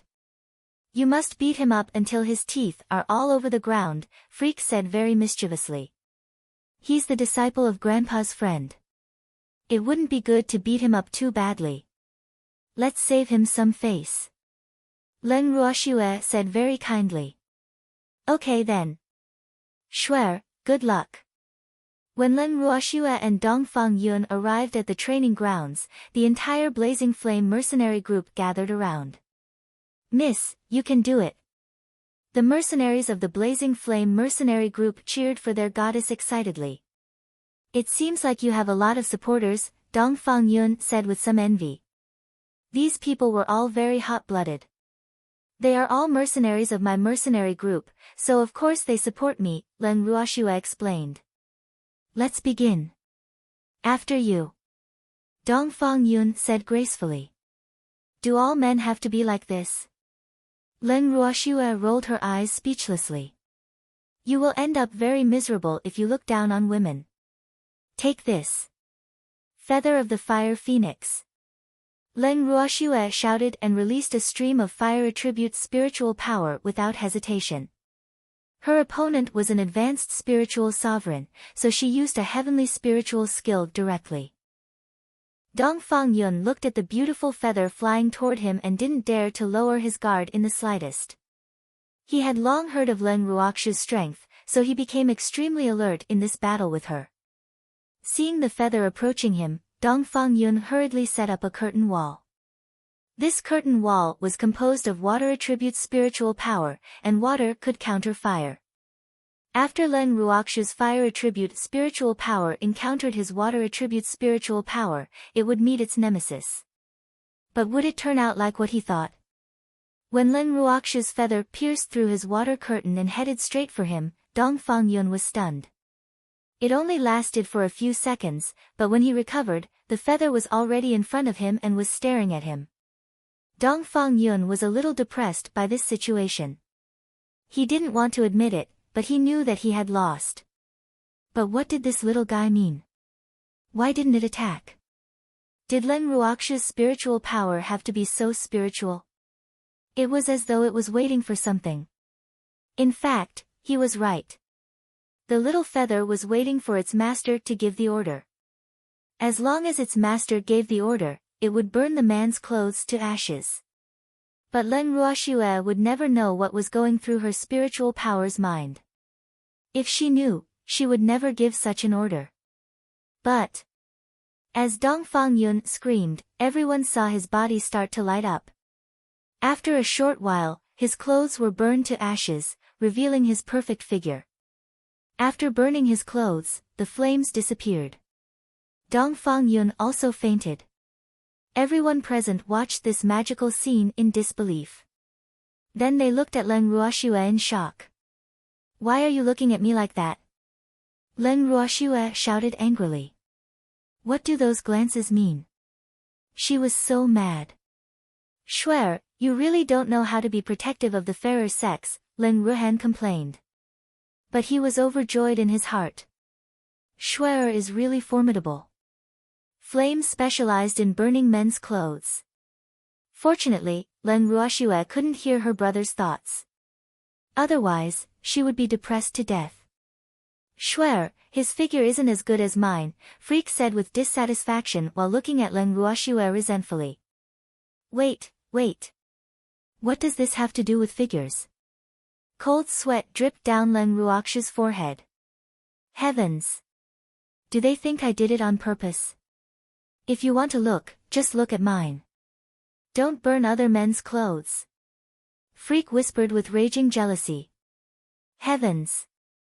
Leng Ruoxue was speechless. She felt so wronged. Could she say that she didn't intend to burn Dongfang Yun's clothes? Could she say that it was just an accident? She just wanted to teach the proud Dongfang Yun a little lesson. But she didn't know why things became like this. Shuer, let's go too. Freak said to Shuer when he saw Leng Ruohan ordering people to carry Dongfang Yun away. Let's go. Leng Ruoxue was helpless. She didn't know how she could clear her name. Boo-hoo, how did this happen? Chapter 163, You Don't Know How to Treat a Beauty Well. 4. After leaving the training grounds, Leng Ruoxue returned to her room, depressed. Freak volunteered to visit Dongfang Yun. Shuer. Leng Qingtian called out from outside his granddaughter's door. Grandpa, come in. The door isn't locked, Leng Ruoxue said softly. Shuer, if you want to spar, so be it. But why did you burn his clothes? Leng Qingtian looked at his precious granddaughter speechlessly. Great, someone is hanging on to her now. Grandpa, it was an accident. I didn't do it on purpose. Leng Ruoxue was puzzled. She didn't know why her spiritual power suddenly became disobedient. Of course, Grandpa knows that you didn't do it on purpose. But, Leng Qingtian felt awkward and hesitated. But what? Grandpa, is Dongfang Yun alright? Leng Ruoxue asked. She had only used 30% of her spiritual power, and it would at most cause him some superficial wounds. It wouldn't be fatal, so Dongfang Yun should have fainted from fright. He's fine. But old Yu is relentless and insists that you should be responsible. Leng Qingtian smiled bitterly. What should I be responsible for? Leng Ruoxue asked in puzzlement. She knew her limits when she attacked. Old Yu said that you saw his disciple's naked body, so you have to take responsibility. Leng Qingshan's lips twitched helplessly. He also felt that this reason was too far-fetched. What was wrong with seeing a man naked? Grandpa, I'm not interested in Dongfang Yun, Leng Ruoxue said bluntly. Moreover, she was afraid that Freak would know about this matter, so it was better to make things clear as soon as possible. Of course Grandpa knows that. But old Yu is very difficult to deal with, and he won't give up easily once he's made up his mind, Leng Qingtian reminded. In fact, he didn't think that Dongfang Yun was suitable for his precious granddaughter. He felt that his grandson-in-law should be someone as well-behaved and obedient as Yi Chen who wouldn't bully Shuer. It's not so easy to hang on to me. Leng Ruoxue smiled spuriously. Anyone who dared to have any ideas about her would regret it. Shuer, old Yu is Grandpa's friend after all. You have to show mercy. Leng Qingtian reminded her, which was also a way of asking for forgiveness for his old friend. Don't worry, Grandpa. I will definitely be merciful, Leng Ruoxue comforted. That's good. By the way, Shuer, about the imperial palace, Leng Qingtian asked curiously. Grandpa, the current emperor is Li Yuan. Li Sun has abdicated, Leng Ruoxue explained simply. What about Li Yu? Li Yuan locked him up. Shuer, does this have anything to do with you? A little. I just cooperated. I'm a good citizen after all. Shuer, the old patriarch of the imperial family isn't easy to deal with, Leng Qingtian couldn't help reminding. Yes, I've met that old man. Did he make things difficult for you? Leng Qingtian asked anxiously. He knew his granddaughter's strength, but as a grandfather, he couldn't help but worry. No. That's good. Shuer, Grandpa is leaving, Leng Qingtian said after understanding the situation. Okay. Leng Ruoxue sent her grandfather out of the listening snow pavilion. Shuer. Hearing Freak's voice, Leng Ruoxue turned around. He was standing not far away and looking at her. Don't be scared. It's okay. Leng Ruoxue walked forward and caressed his head to calm him. Yeah. Freak nodded obediently. He believed that Shuer would never like that proud peacock. Beauty traps were useless against Shuer, and this was his experience speaking. Sleep early tonight. We are the hosts tomorrow, Leng Ruoxue reminded. Got it. After she comforted him, the two went to their respective rooms to sleep. The next day was the opening day of the Prosperity Pavilion. As the hosts, Leng Ruoxue and the others naturally arrived at the Prosperity Pavilion early. At the entrance of the restaurant, Leng Ruoxue directly ignored Dongfang Yun's resentful gaze and said to the two elders, Grandpa Yu, let's go in and take a look. Okay. But Ruoxue, my apprentice, Grandpa Yu, guests are coming soon. Let's go in first. Leng Ruoxue interrupted and reminded him. All right. Old Yu gave her face. Humph. Lass, you can't pretend to be stupid. After Len Ruoxue and the others entered the shop and took a tour of the entire Prosperity Pavilion under Feng Da's lead, almost everyone had an amazed expression on their faces because this place was really beyond their expectations. In addition to the exquisite and grand interior furnishings, many things were unheard of. Miss, how was it? Feng Da looked at Len Ruoxue nervously. Everything here was designed by the young lady and completed under his supervision, so he was afraid that she would be dissatisfied. Not bad. I'm very satisfied. Miss, the Empress has arrived. Lin Yuan, who was preparing to receive guests outside, entered and reported. Invite big sister Mo in directly. Len Ruoxue ordered. Ruoxue, this place is so beautiful. Mo Ingyue exclaimed as soon as she entered the store. It's good that big sister Mo likes it. Yes, of course I do, Mo Ingyue said sincerely. This place felt even more comfortable than the Imperial Palace. It was really unbelievable. In my opinion, this place is only a so-so. A discordant voice sounded in everyone's ears. For a moment, everyone's eyes were attracted by the owner of the voice. She was a very beautiful young girl of 15 or 16 years old. Even though she wasn't as drop-dead gorgeous as Len Ruoxue, she gave off a sweet and lovable feeling. She should have been a very likable young girl, but why did her words sound so offensive? Everyone was puzzled. Len Ruoxue sneered as she looked at the girl who spoke. How dare a great spiritualist spout nonsense on this occasion? Does she think this place is her home? Chapter 164, Conspiracies All Around, 1, Mingyue, what are you saying? Shut up. Mo Ingyue looked at Len Ruoxue apologetically with an awkward expression. This self-righteous cousin of hers was really spoiled. Before coming, she had actually warned Mo Mingyue not to spout nonsense, but Mo Mingyue obviously didn't take her words to heart. Big sister Mo, is this your maidservant? How rude, Len Ruoxue said lightly with a gentle smile. How dare you? I'm the most favored second young lady of the Mo family. How dare you call me a maidservant? Mo Mingyue roared furiously. In the Mo family, she was more favored than the current empress. If it wasn't because the patriarch, her grandfather, had felt that the crown prince's ascension was hopeless, how could Mo Ingyue have become the empress? In her eyes, Mo Ingyue was merely the daughter of a concubine, so she didn't take Mo Ingyue seriously at all.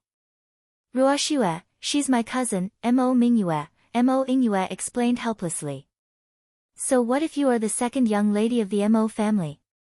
With your status, you don't even have the qualifications to be my maidservant, Len Ruoxue mocked lightly. The Mo family was far inferior to the 5 great families and imperial families. She didn't even care about such top forces, but the daughter of a second-rate family actually dared to be so unbridled in front of her. How dare you say that about me? The emperor won't let you go. Mo Mingyue roared, her eyes blazing with jealousy and hatred. Big sister Mo, let's go in and have a seat. Len Ruoxue looked at Mo Mingyue like she was an idiot and ignored her anger. Okay. Mo Ingyue followed Len Ruoxue into the lounge. I'm sorry, Honorable Second Miss Mo, my young lady didn't invite you. You can't go in, Feng Da said expressionlessly while blocking the door of the lounge. Mo Mingyue, who was about to follow them in, saw someone stopping her and said furiously, why can't I go in? Why could Mo Ingyue enter but not her? This made her proud heart extremely unbalanced. She could go wherever she wanted in the imperial palace, and no one dared to stop her. Don't you understand the human language? I told you, our young lady didn't invite you. Feng Da said impatiently. Why are all these noble ladies so brainless? Humph. Fine. Who cares about entering? This isn't a good place anyway. It's incomparable to the imperial palace. With this in mind, Mo Mingyue walked away angrily. In the lounge. Big sister Mo, don't you have anything to say to me? Leng Ruoxue said lightly, a little unhappy in her heart. I'm sorry, Ruoxue. I shouldn't have brought her here, Mo Ingyue said, a little embarrassed. Recently, Mo Mingyue had been staying in the palace. No matter where she went, Mo Mingyue would follow her, making her very annoyed. Big sister Mo, haven't you thought of a solution yet? Leng Ruoxue asked. If not for big sister Mo, she would have asked someone to throw that eyesore out just now. Ruoxue, I've let you down. Big sister Mo, you didn't let me down. You let yourself down. I don't like women who compromise, Leng Ruoxue said bluntly. If you wanted to deal with your enemies, it was impossible not to be cruel. Giving in would only make your enemies want a yard after taking an inch. But she knew that Mo Ingyue had too many concerns and couldn't be as carefree as her. Ruoxue, I will find a way to get rid of her as soon as possible, Mo Ingyue said resolutely. Big sister Mo, being the mother of a country isn't easy. If you don't want to be restrained by your family, you have to become stronger. You have to have your own power. Otherwise, you will only become a pawn of your family and always be used by them. Leng Ruoxue knew that Mo Ingyue was different from her. The education she received since childhood was to serve the family, unlike hers. Besides, Leng Ruoxue's family didn't have many people. But even if she had a large family, the family wasn't important to her. She only cared about the people worthy of her attention. Ruoxue, I don't want to become a pawn of my family and be used by them, Mo Ingyue said resolutely. Then become stronger. Make everyone look up to you. Leng Ruoxue encouraged. Okay, I will definitely become stronger. I won't let my family restrict me anymore. This time, Mo Ingyue had really made up her mind. It was not only to protect her man but also for her own freedom. Okay, big sister Mo, let's go. Leng Ruoxue nodded with satisfaction. She liked women with backbone. When Leng Ruoxue and Mo Ingyue returned to the main hall of the restaurant, almost all the guests had arrived. Junior aunt. Two surprising voices appeared behind Leng Ruoxue. She turned around and saw two middle-aged men standing not far away with smiles on their faces. The expression on their faces could only be described as flattering. These two fellows.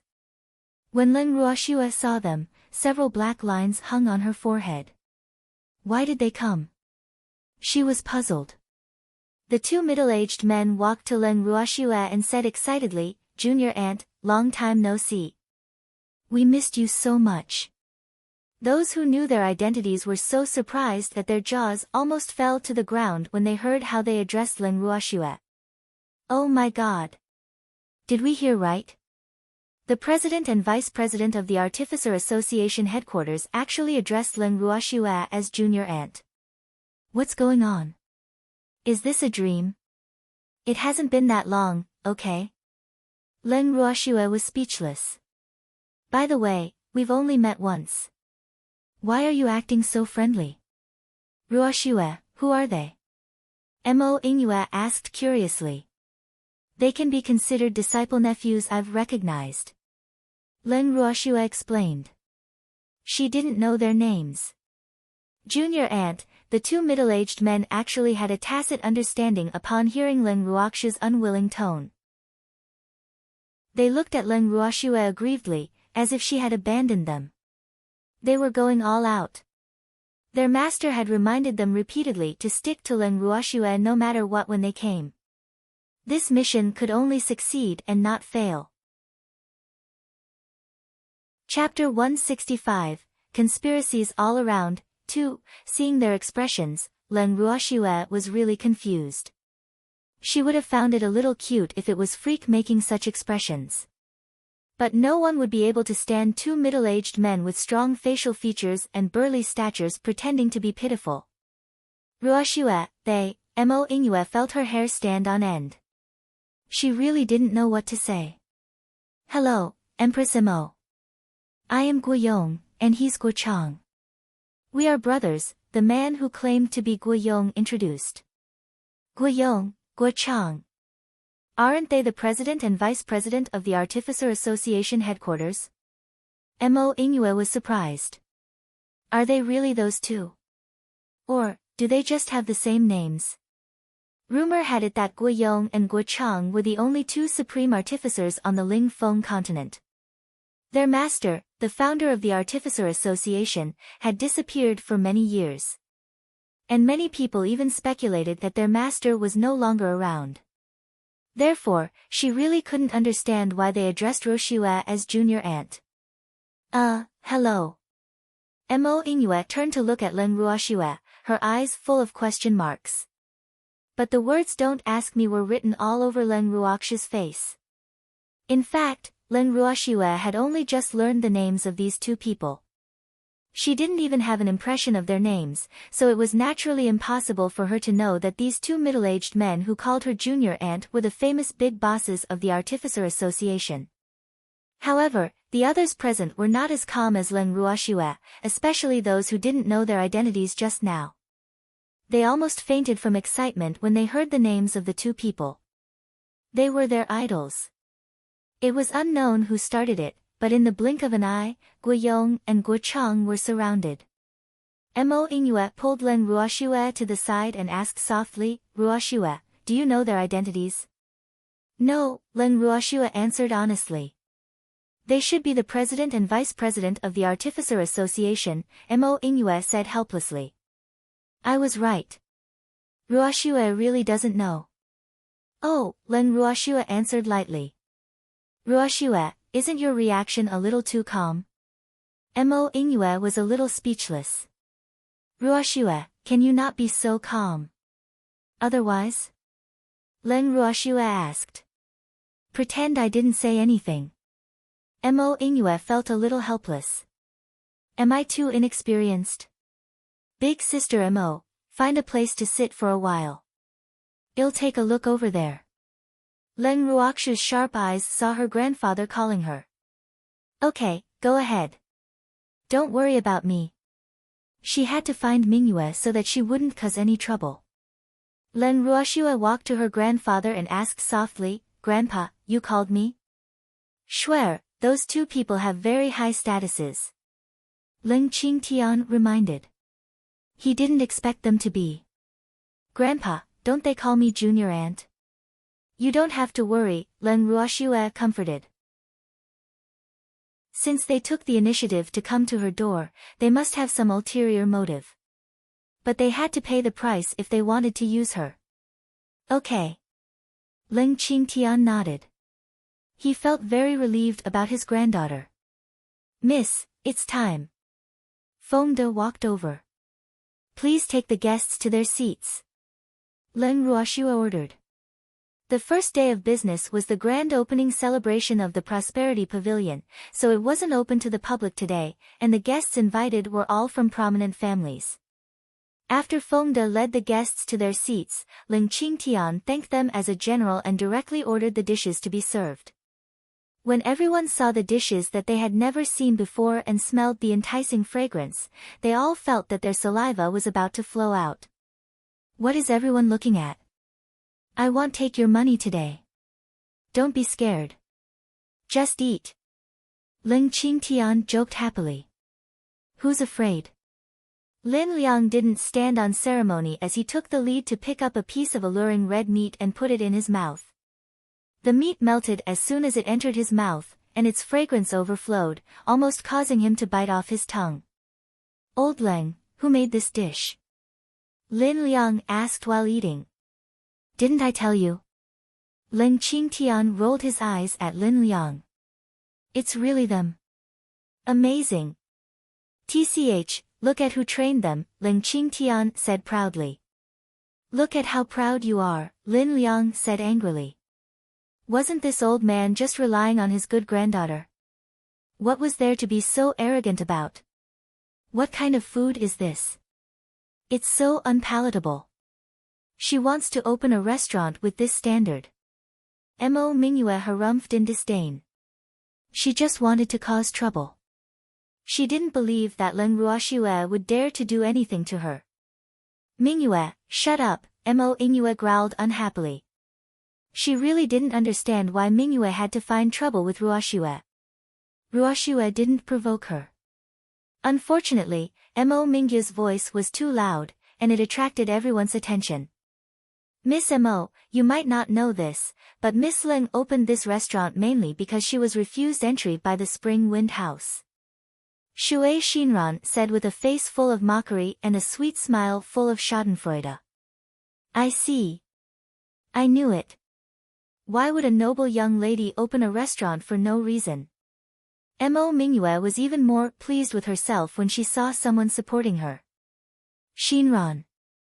Hua Qing suddenly called out expressionlessly. Big brother Qing. Shui Xinran immediately changed from being sharp and unkind to being lovable and cute. Her face changed so quickly that people were dumbfounded. You don't have to appear in front of me again, Hua Qing said coldly. Big brother Qing.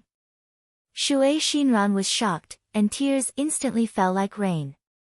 She never dreamed that Big Brother Qing would actually humiliate her so much and say such heartless words in public for Leng Ruoxue.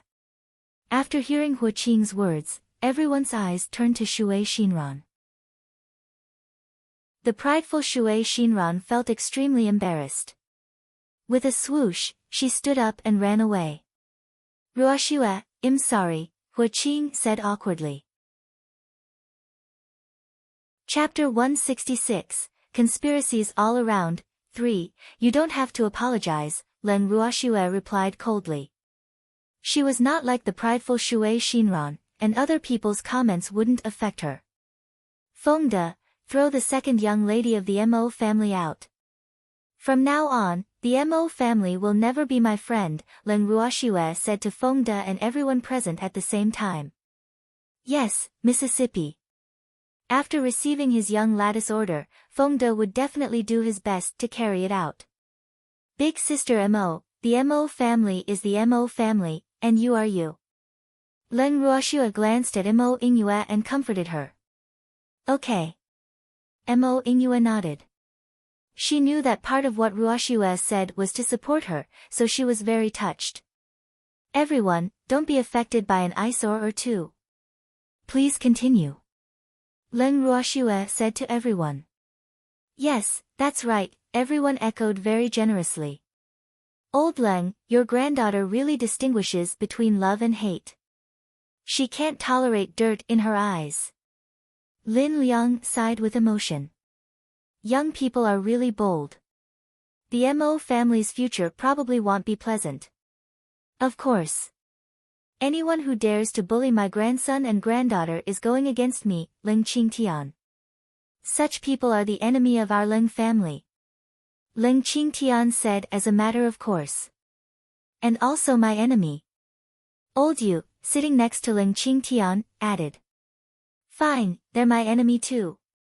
Lin Liang didn't want to fall behind. Moreover, Old Ling's grandson was his disciple. Upon hearing this, everyone was flabbergasted. How can you be so protective? Although there were some unhappy hiccups during the meal, it was generally very satisfactory and also achieved Leng Ruoxue's goal of treating people to free food.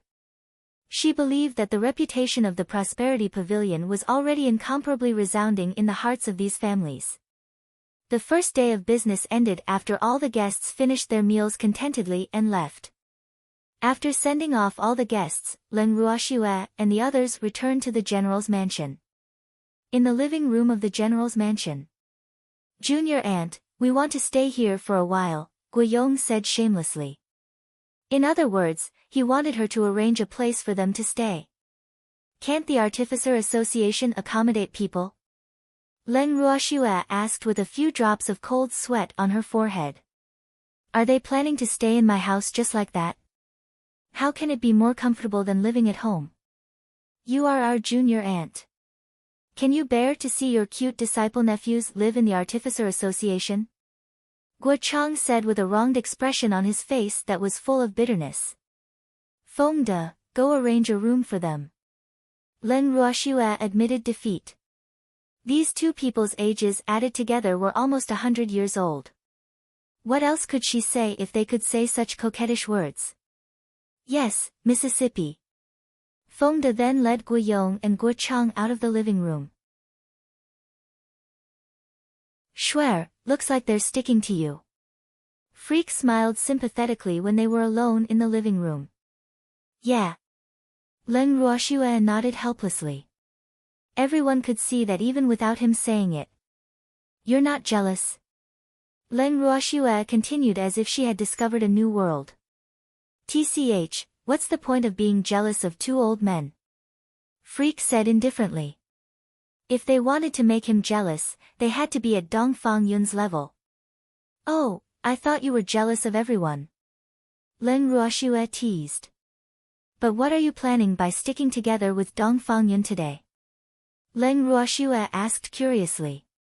She was surprised that Freak didn't stick to her today but stayed together with Dongfang Yun.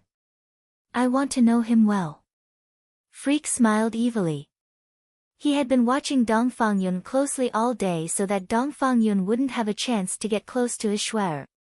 But he had paid a rather large price because he hadn't been able to stick to Shuer for the entire day. Boo-hoo. I seem to have suffered some losses. Shuer. Freak suddenly hugged Leng Ruoxue tightly. I have to make up for today's loss. Freak, let go of me. You're hugging me too tightly. Leng Ruoxue shouted. Oh, then it'll be gentler. He still didn't intend to let go. Freak, how long do you plan to hug me? Leng Ruoxue asked speechlessly after a long while. For life.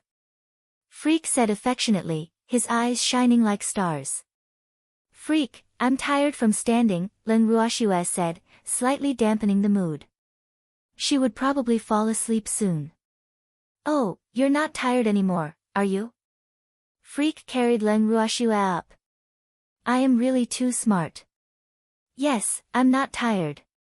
But I'm sleepy and want to sleep, Leng Ruoxue said helplessly.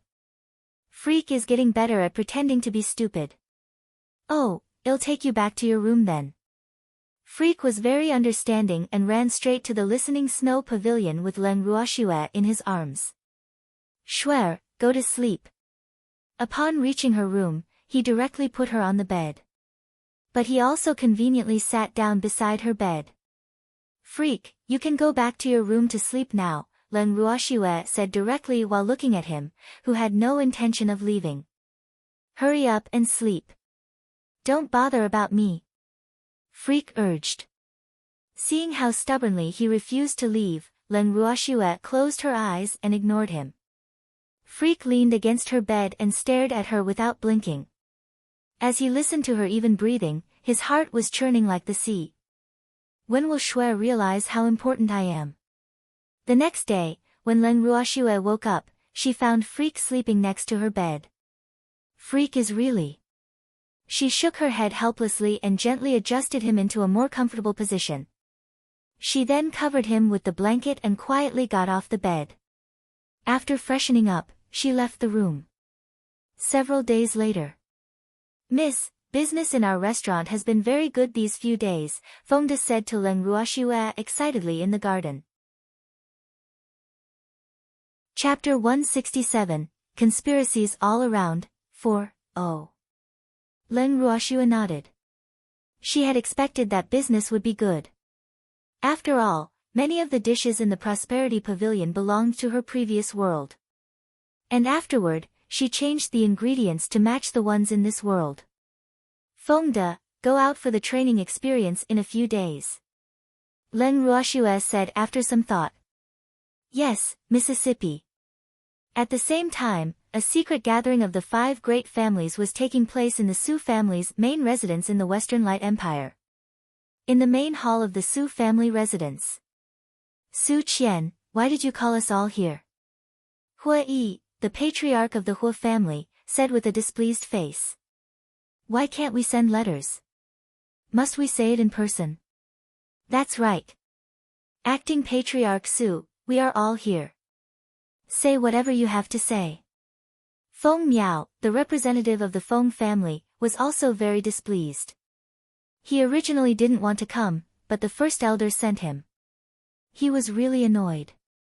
Su Qian, our time is very precious. We don't have time to waste with you, Yi Ming said anxiously.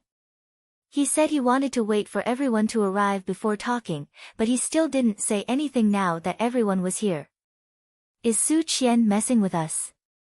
Why are you so anxious? Learn from Brother Shui. See how composed he is, Su Qian, who was sitting in the main seat, said with a gloomy and eccentric sneer. I'm anxious too. Just say it. Shui Zhen retorted without giving him any face. Humph. Don't think that I don't know that you just want to sit back and watch the tigers fight. We won't be fooled. Since you're so anxious, let me say it. Su Qian continued after a pause, how do you intend to deal with Leng Ruoxue? Why should we deal with Leng Ruoxue? Hua Yi's handsome face was full of question marks. That's right. Leng Ruoxue doesn't have any enmity with our Feng family. Why should we deal with her? Feng Miao was also very puzzled. Su Qian, Leng Ruoxue is the future daughter-in-law of the Yi family. Yi Ming looked at Su Qian with a hint of warning. Yes, that's right. Leng Ruoxue and I don't have any enmity.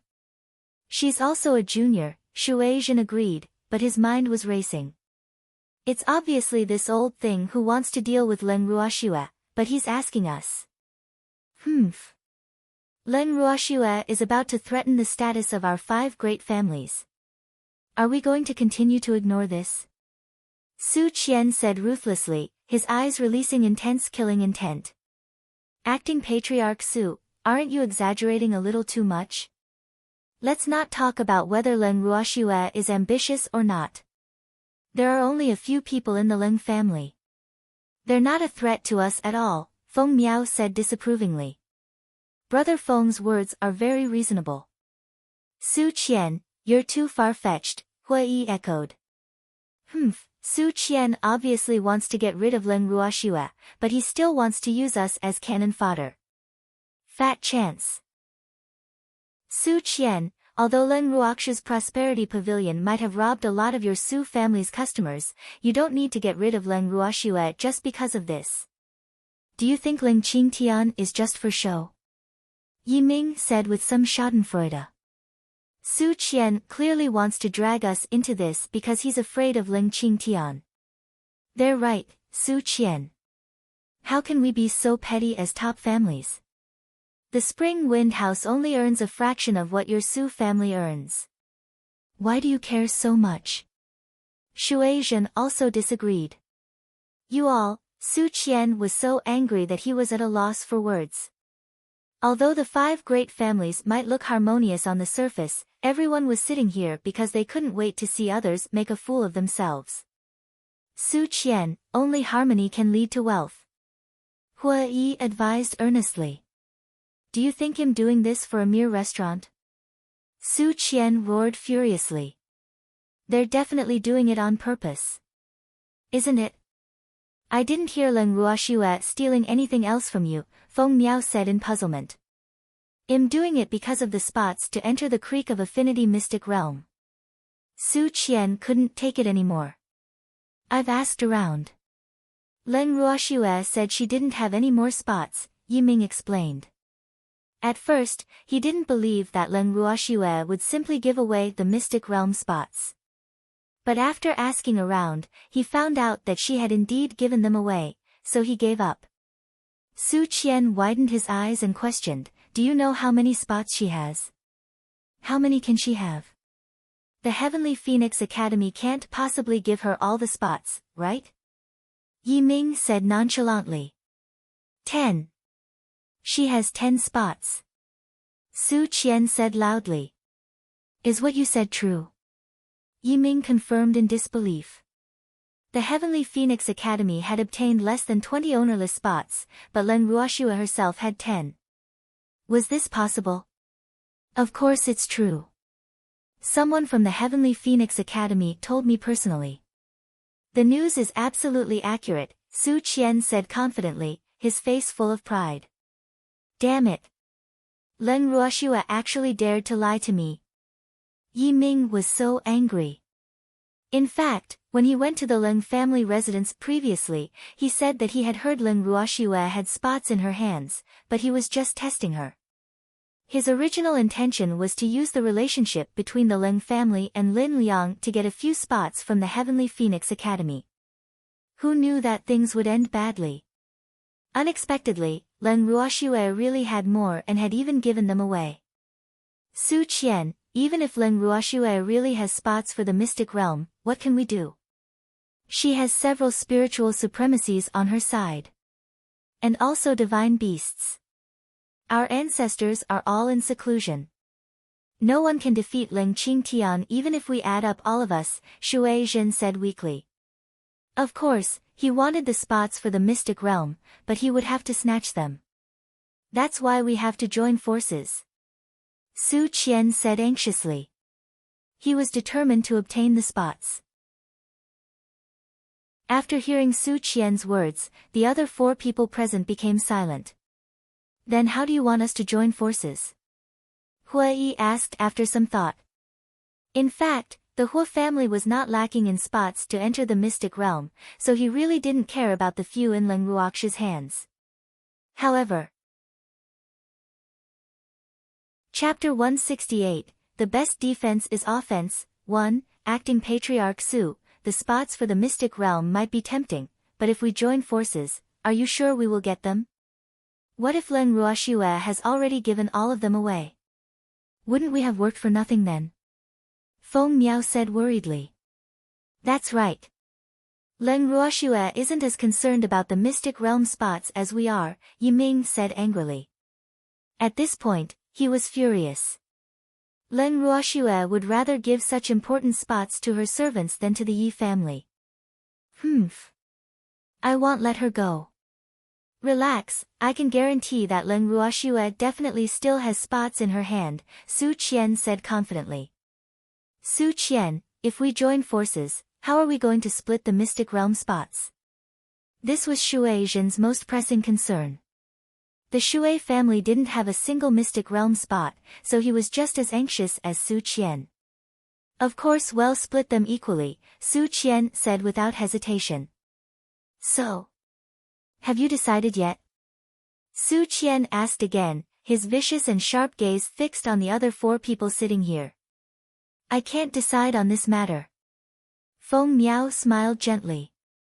He was just an idler in the Feng family. How could he decide on such a big matter? What about you? Su Qian's gaze turned to the other 3 people.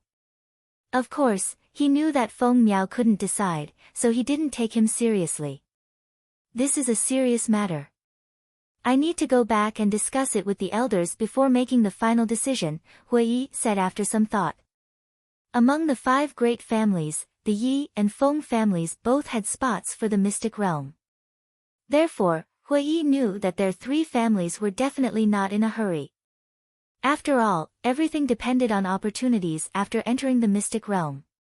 Sometimes, having more spots was useless, and you might not necessarily have more opportunities than others. I can't decide now either, Yiming said. He also wanted to go back and discuss with the elders of the family. After all, the Leng family. Brother Shui, what about you? Su Qian placed his last hope on Shui Zhen and looked at him expectantly. Alas, he didn't dare to count on those people. I have to go back and discuss it too, Shui Zhen said helplessly. In that case, all of you go back and discuss it then. Send me a letter when you're done, Su Qian said helplessly. All right, we'll take our leave first, Hua Yi and the others said. In the imperial garden of the imperial palace of the Eastern Lagoon Empire. Hundreds of flowers were in full bloom in the imperial garden, and their fragrance was delightful. Mo Yingyue was lying comfortably on a recliner and basking in the sun with flowers surrounding her. She was in an extremely good mood. Your Majesty, the imperial father-in-law requests an audience, a maidservant reported softly. Didn't you tell him that I'm resting? Mo Yingyue frowned in displeasure. After Mo Mingyue had offended Roshue on the opening day of the Prosperity Pavilion, she had been grounded by the patriarch of the Mo family. Moreover, she knew very well that the Mo family had not been having a good time recently. Many families who usually had close ties with them basically didn't dare to keep close to the Mo family anymore. Therefore, her days were much better. Yes, but the imperial father-in-law, the maidservant stammered, not knowing how to answer. Where is he now? Mo Inua asked indifferently. At the Phoenix Algae Palace. Then let's go back to the palace. Mo Inua stood up from the recliner, adjusted her clothes, and slowly walked toward the Phoenix Algae Palace. Back in the Phoenix Algae Palace, Missouri Inua saw her weak father sitting in a chair obediently, and sitting beside him was an old man with a serious expression. Grandfather is here too. Mo Inua said somewhat mockingly. This grandfather of hers would never visit unless he needed something. It seemed like he was really forced into a corner this time. Yes. Patriarch Mo raised his eyes slightly as a form of greeting. Inua, Dad and Grandfather came to see you this time for a very important matter, Mo Changhai said helplessly. He originally didn't want to come, but his father forced him to. Oh, I wonder what it is. Mo Inua pretended to be confused, but her eyes kept darting to Mo Changhai. Alas, if only Dad could be tougher, he wouldn't have been suppressed by Uncle all these years. What a pity. Mo Changhai didn't know how to start. Patriarch Mo glared at his useless eldest son and then said straightforwardly, I heard that you have a good relationship with Leng Ruoxue. Just average. Why? Mo Yingyu's beautiful face was full of puzzlement. Last time, Mingyue offended Leng Ruoxue. We wanted to go to the Leng family to apologize, but we were always turned away, so, Patriarch Mo stared at Mo Yingyue. He had made it clear enough. Grandfather, Leng Ruoxue and I are acquainted and have had several dealings. But Leng Ruoxue's temper is very bad, so it's useless even if I try to reason with her. She won't give me face at all, Mo Inua said with some embarrassment, her face full of helplessness. This is obviously your excuse. Don't think that your position as the Empress is stable. If our Mo family collapses, it won't do you any good, Patriarch Mo said threateningly, his face livid with anger. Grandfather, even if the Mo family doesn't collapse, will my position as the Empress be secure? Mo Inua asked softly with a smile on her beautiful face. What do you mean by this? Are you talking back to me? Patriarch Mo roared furiously. Fine, this little sheep thinks that her wings have hardened now that she has someone supporting her. How dare she not take me, her grandfather, seriously? How dare I talk back to grandfather?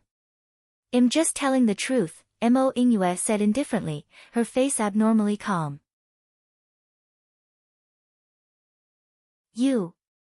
I'm just asking you, are you going to take care of this matter or not? Patriarch Mo roared directly. The veins on his forehead bulged out, and his face darkened. It's not that I don't care. It's that I can't do anything, Mo Inua said nonchalantly. Now that he needs me for something, he looks for me. Inua, Mo Changhai opened his mouth as if he wanted to say something, but he didn't say it in the end. Dad, everyone in Phoenix City knows the temper of the Leng family. Are they so easy to provoke? Mingyue was spoiled by you all, so there's nothing I can do, Mo Inua said coldly with an expressionless face. Chapter 169, The Best Defense is Offense, 2, Come, escort the imperial father-in-law and Patriarch Mo out of the palace, Mo Inua ordered softly. A young eunuch stepped forward and said politely, Yes, imperial father-in-law, Patriarch Mo, this way, please. Mo Inua, you will regret it. Patriarch Mo snorted coldly and walked away without looking back. He didn't believe that an empress without the support of her family could last long. How can I have a useless son like you? You can't even control your own daughter. Patriarch Mo kept reprimanding his eldest son as they left the palace. I'm sorry, father. Mo Changhai lowered his head and stopped talking. What could he say? One was his father, and the other was his daughter. Alas! It was all his fault. Imperial father-in-law, Patriarch Mo, what a coincidence. I didn't expect to meet you here. A surprised voice sounded in their ears. Oh, it's Prime Minister Fu. Ha, what a coincidence. Patriarch Mo greeted with a smile, revealing a happy expression. Hello, Prime Minister Fu, Mo Changhai said politely. Ha, are you here to see the Empress? Prime Minister Fu asked even though he knew. Yes, I had something to discuss with the Empress, Patriarch Mo said indifferently, his expression unreadable. Is it related to the Ling family? Prime Minister Fu asked with concern. Yes. Patriarch Mo nodded helplessly. This was no longer a secret in Phoenix City. The Mo family had almost no place left in Phoenix City because of Ling Ruoxu's words. Alas! The Ling family has always been overbearing, but they've really gone a little overboard this time. Your Mo family is related by marriage to the imperial family, so how can the Ling family be so unreasonable? It's not a big deal. It's just a conflict between children. Why implicate the family? Prime Minister Fu said with indignation, as if it was his family that had been squeezed out by others. The expression on his face was sincere. That's right. I also know that the Ling family isn't to be trifled with, but I didn't expect the Ling family to have so much power. Now, almost no family dares to have any dealings with our Mo family anymore. Patriarch Mo had a worried look on his face. At this moment, he had already regarded Prime Minister Fu as a bosom friend and was venting his bitterness. It's all because the Artificer Association is supporting her. You know those fence-sitters wouldn't dare to offend the people of the Artificer Association. Prime Minister Fu's face was full of sympathy. But in the depths of his heart, he was so jealous that he was about to go crazy. How can the Ling family have such good luck? The people of the Artificer Association actually treat them so favorably. Alas! Is our Mo family really going to decline? Patriarch Mo was very unwilling. Their Mo family was about to rise up. How could they perish just like this? In fact, that's not necessarily so. As long as your Mo family can find a powerful backer, the Ling family won't be able to do anything to you, Prime Minister Fu suggested. Backer? How can we find a backer in a situation like this? Moreover, I don't have the means to do so, Patriarch Mo said somewhat gloomily. Their Mo family might be ranked among the top families in the Eastern Lagoon Empire, but it was far from being comparable to the 5 great families and imperial families. For example, take the Feng family, one of the 5 great families in the Eastern Lagoon Empire. If he wanted to visit the Feng family, he wouldn't be able to meet the patriarch at all. It would already be considered very good if he had an elder to receive him. I have a way, but I don't know if you will be interested, Prime Minister Fu said with uncertainty, a deep scheming look flashing in his eyes. Minister Fu, please tell me about it, Patriarch Mo said anxiously. He wouldn't give up as long as there was a glimmer of hope now.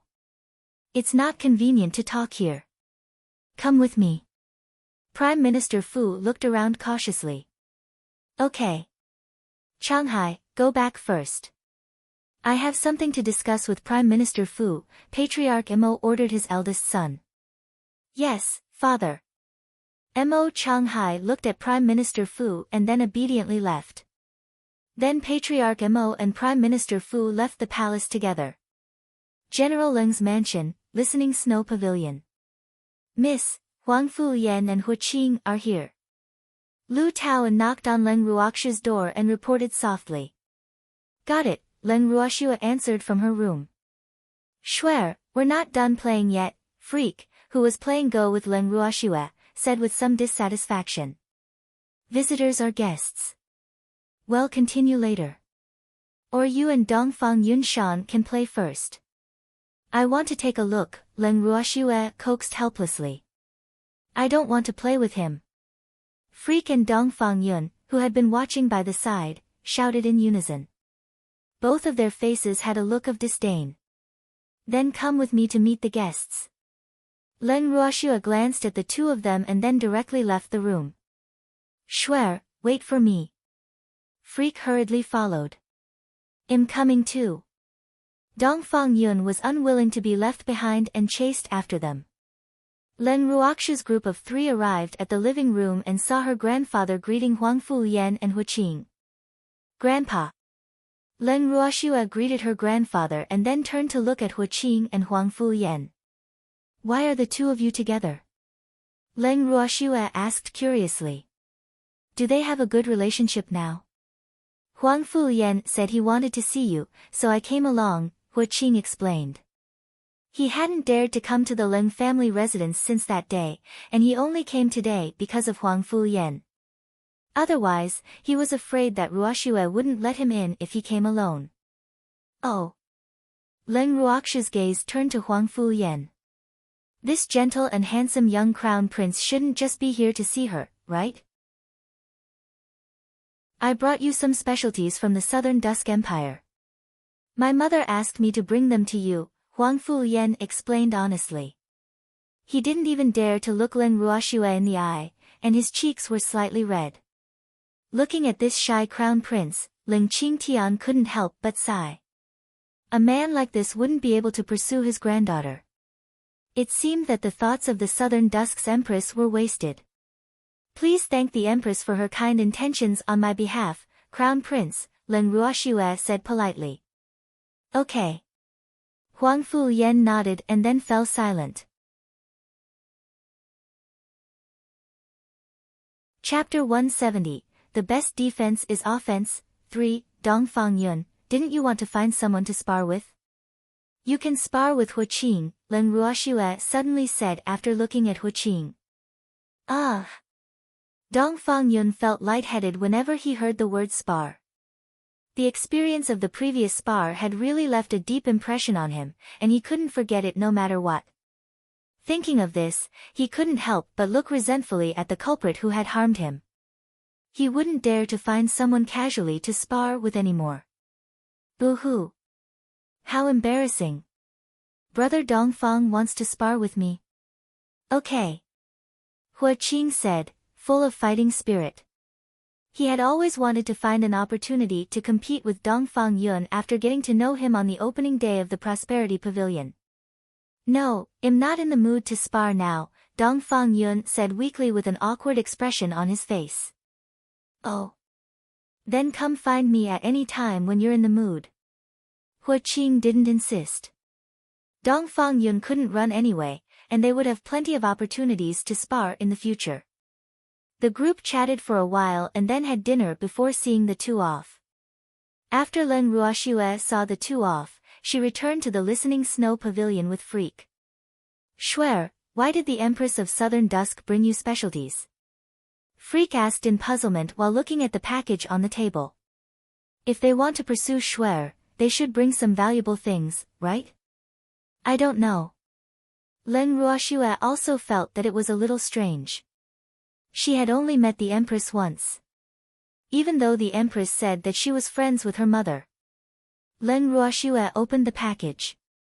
There were indeed some specialties from the Southern Dusk Empire inside, but there was nothing special about them. Shuer, what is this? A small bamboo tube suddenly appeared in Freak's hand. The bamboo tube was thinner than a baby's pinky and about 5 centimeters long. Where did you get it? Len Ruoxue asked as she took the bamboo tube from his hand. Found it here, Freak explained while pointing to a string of red fruits. Len Ruoxue looked at the strings of red fruits and then picked up the small bamboo tube to compare the two. The bamboo tube was very similar to the stems of the red fruits, and you wouldn't be able to tell the difference if you didn't look carefully. Len Ruoxue opened the bamboo tube, and there was a thin letter inside. She took it out, and the more she read, the more serious her expression became. Shuer, what's the matter? Freak asked in confusion. See for yourself.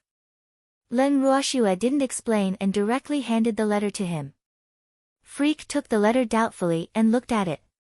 He couldn't help being a little surprised. The Southern Dusk Empire wants to form an alliance with us. This should be a good thing, but, let's go see Grandpa. Okay. When they arrived at Leng Qingshan's study, Leng Ruoxue took out the letter and showed it to her grandfather. Shuer, this. What do you intend to do? Leng Qingtian couldn't help asking. The Su family was really up to no good. They even contacted the imperial families. I want to hear Grandpa's opinion, Leng Ruoxue said calmly. It wasn't difficult to deal with the Su family with her current strength, but she wasn't that confident if the Su family had too many allies. The Su family is looking for allies, but won't we? Since the Southern Dusk Empire's imperial family is so sincere, we have no reason to decline, Leng Qingtian analyzed after thinking about it. He had long hated the Su family to the core. He absolutely couldn't let them off easily now that the hateful Su family was eyeing his granddaughter again. Yes. Leng Ruoxue nodded. She had the same idea. Perhaps it was time for her to meet the old patriarch of the Eastern Lagoon Empire. The old man had something to say last time. Late at night, in a side palace of the Eastern Lagoon Empire's imperial palace. A huge black eagle directly descended here. Leng Ruoxue and Freak jumped down from Quill's back and casually sized up the remote palace. It was a very desolate palace, and the decorations here were old. Only a flower bed was full of life, and the flowers inside flourished in the darkness. Come in. An old voice sounded in the cold night, and the palace became bright. Leng Ruoxue and Freak pushed open the palace door and walked in. Have a seat, little girl, the old man in green said lightly. Thank you. Leng Ruoxue and Freak found a random seat and sat down. But the three of them didn't speak and instead looked at each other. Little girl, why do you always like to come to other people's houses in the middle of the night? The old man teased after a while, his slightly turbid eyes carrying a teasing look. It's late at night, and everyone is asleep, so it's more convenient to do bad things. Leng Ruoxue said nonchalantly as her forehead dripped with cold sweat. She was not a shy little rabbit, and she wouldn't care about what others thought as long as she wanted to do something. The old man was speechless. Leng Ruoxue's skin was thicker than he imagined. Little girl, tell me. Why are you looking for me? The old man continued. Didn't you have something to tell me? Leng Ruoxue asked in return. No one wanted to reveal their purpose first. This little fox, why are the people in the Leng family so difficult to deal with? The old man complained in his head. Little girl, I know some things that should be very useful to you. Seeing that the little fox didn't take the bait, the old man had to throw out the bait first. The Su family. The old man only said 3 words and stopped talking. He just stared at Leng Ruoxue with his turbid eyes. The Su family is ambitious, and am not the only one they want to deal with. Leng Ruoxue said knowingly. She had been paying attention to the Su family's every move since she received some news. Little girl, tell me what you want to do. I'll do my best to cooperate. The old man sighed helplessly. The Su family was indeed a big problem in the Eastern Lagoon Empire. We can become temporary allies, Leng Ruoxue suggested. Why temporary? The old man asked in puzzlement. After this matter is over, we will go our separate ways. Leng Ruoxue explained. She didn't want to be too deeply involved with the imperial family. Leng Ruoxue, do you dislike the imperial family so much? The old man asked in realization.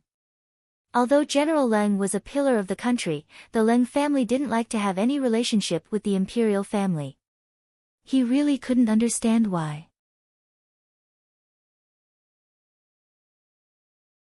Chapter 171, The Best Defense is Offense, 4, I guess so. Leng Ruoxue said without giving him any face. Sigh. Little girl, do you have any plans? The old man asked helplessly. I've decided to strike first. Leng Ruoxue explained. She had never been one to be a sitting duck. Since the enemies wanted to deal with her, she naturally couldn't give them enough time to prepare. Thus, she was already planning when she knew the news. But things changed later on, so she wanted to find a few more allies. Strike first. Are you confident? The old man asked with interest. You'll know then. Leng Ruoxue deliberately left him hanging. Little girl, what do you need me to do? The old man asked proactively. Since they were going to form an alliance, it was impossible for him to do nothing and enjoy the fruits of her labor, right? I need you to get rid of the parasites in the Eastern Lagoon Empire first. Well, see what happens with the rest later, Leng Ruoxue said simply. She wanted to cut off the Su family's lackeys before dealing with the Su family. There's no problem with that, the old man said straightforwardly. He had wanted to get rid of those people for a long time, but he had never thought of a good reason.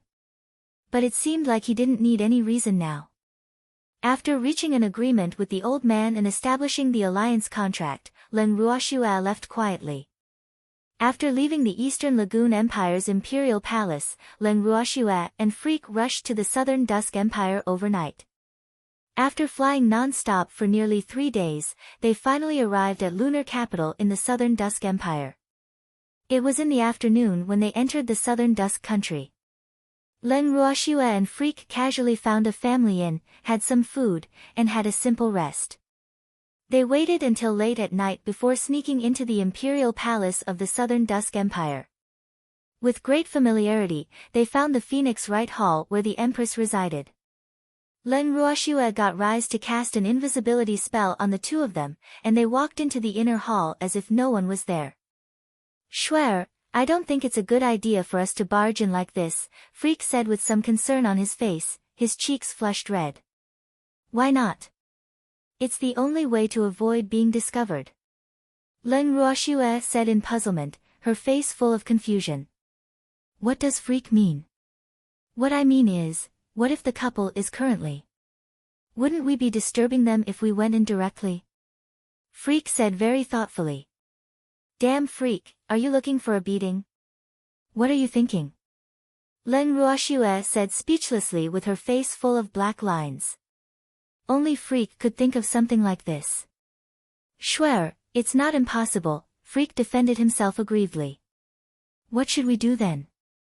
Should we enter or not? Leng Ruoxue was also a little hesitant. After all, they were here to form an alliance with the Southern Dusk Empire. If they really ran into them, it would indeed not be good. Freak thought about it and then pressed his ear against the window of the inner hall. Schwer, let's go in, he said after a while. Okay. Leng Ruoxue pushed open the door to the inner hall, and the two entered. 3 days later, Leng Ruoxue and Freak returned to the general's mansion. Schwer, you're back so soon. Leng Qingtian was surprised to see his precious granddaughter in his study. Yes. Has everything been settled? Leng Qingtian couldn't help asking. Done, Leng Ruoxue said simply. Stinky girl, can't you say a few more words? Are you trying to make Grandpa anxious? Leng Qingtian was a little anxious. He had been waiting for news from Schwer, but this stinky girl insisted on one-word answers. She was deliberately trying to make him anxious. Grandpa, are you doubting your granddaughter? Leng Ruoxue hugged Leng Qingshan's arm and acted coquettishly. Of course I'm not doubting you, but you have to explain it to Grandpa. Otherwise, Grandpa will be worried, Leng Qingtian said with slight dissatisfaction. Okay. Leng Ruoxue stopped teasing her grandfather and explained her cooperation with the two empires in detail. In fact, she had gained a lot from her trip to the Southern Dusk Empire. At least, she now knew a lot of secrets from the Emperor and the Empress, including what had happened to her parents all those years ago. She didn't expect them to know more details than her grandfather. This made her even more determined to get rid of the Su family. Schwer, what are your plans? Leng Qingtian asked with a solemn expression after hearing everything his granddaughter had to say. The Su family is too ambitious. They actually want to. Grandpa, hasn't the Su family been waiting for news from the other 4 families? I've decided to reveal these things to those families. If they still choose to cooperate with the Su family, I'm afraid they won't be on the same page, Leng Ruoxue explained. She decided to use the Sao Discord plan. But she knew very well that even if she didn't use it, those families would still have different motives. Leng Qingtian nodded and then asked worriedly, what about the imperial families? The power of the imperial families wasn't any weaker than the 5 great families. If they all... Grandpa, don't worry. The status of the 5 great families and the imperial families are very different. So far, only the Western Light Empire is under the Su family's absolute control. As for the others, the Su family hasn't completely succeeded yet. But the bait set by the Su family this time is quite big. Leng Ruoxue didn't expect those people to care so much about the spots for the mystic realm. But the other 3 empires were not as strong as the Eastern Lagoon Empire and Southern Dusk Empire, so she was not too worried. The ones that were harder to deal with were those few great families. Shuer, you are still young and don't understand what the spots for the mystic realm mean to others, Leng Qingtian said with a sigh. Shuer might not know, but he knew very well. For thousands of years, the prominent families would reshuffle prior to every opening of the mystic realm. Take their Leng family, for example. In the past, the Leng family was once a top family of the Ling Feng continent. But later on, they declined and only rose again in his generation. Therefore, he felt very deeply about this. Grandpa, yes group, don't worry. Grandpa will send them back in a few days. Leng Qingtian understood what his granddaughter meant. At the same time, he knew very well that with his relationship with Old Yu, if he told Old Yu, that old man would definitely stay to help. But for this matter, he couldn't and didn't want to involve them.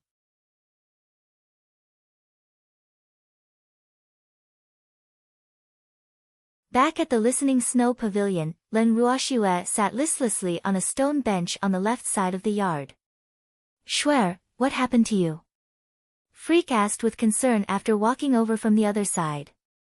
Shuer doesn't seem to be in a good mood. I wanted Guiyong and Guochang to leave first, but I didn't manage to do it. I underestimated their shamelessness, Leng Ruoxue said helplessly, her beautiful face full of worry. Alas! How can I get those 2 to leave on their own? She didn't want them to get involved in this matter. After all, the Artificer Association was different from the great families and the imperial families. Why don't I just chase them away? Freak suggested. Let him be the villain since Shuer was embarrassed. Leng Ruoxue frowned slightly and said after some thought, forget it. They can stay if they want. But we can't let them know about this. Shuer, actually, if the Artificer Association can become our ally, the Su family will be much easier to deal with, Freak reminded. The Artificer Association was a formidable force. As long as the Artificer Association roared, many powerhouses would be willing to work for them. Of course, it was the same for the Alchemist Association and the Beast Trainer Association. The 3 major associations might not seem to be very strong on the surface, but their hidden strength was unfathomable. Freak, I don't want them to get involved. In Leng Ruoxue's heart, her impression of the Artificer Association was much better than that of the Alchemist Association and the Beast Trainer Association. Moreover, she was very clear that as long as she said a word, Guiyong and Guochang would definitely not hesitate to side with her. But she felt that as an artificer, it was enough to focus on refining artifacts. There was no need to be embroiled in all these conspiracies. Moreover, she was afraid that this matter would be exposed, so she didn't want too many people to know. Shuer, not all artificers, alchemists, and beast trainers are as virtuous as you think. Most of them still value fame and fortune, Freak explained. In this world, people lived for fame, fortune, and status. It was simply impossible to transcend worldliness, and few people could do it. Let's continue. Freak, let's go to the palace. Leng Ruoxue said. She had to see how the old man's preparations were going. Freak nodded. They sat on Quill's back and flew toward the palace. After they arrived at the imperial palace, an old voice sounded just as Quill landed in the remote palace. "Little girl, you're here." "Old man, how are the preparations going?" Leng Ruoxue asked bluntly after jumping off Quill's back. "They're almost done." "What about your end?" the old man asked with concern. He had everything ready and just needed the time to be right. "Old man, I have something important to tell you," Leng Ruoxue whispered after looking around cautiously. "Little girl, can you not scare me? I'm old, and my heart can't take it." Seeing Leng Ruoxue being so careful, the old man couldn't take it anymore. "What's so important that you're being so careful? Let's talk in the inner hall," Leng Ruoxue reminded. "Humph. Stinky old man, I'm going to scare you to death. Let's go." The old man led Leng Ruoxue and Freak into the inner hall. "Little girl, can you tell me now?" the old man said anxiously. "This girl is really too evil. She deliberately whetted my appetite.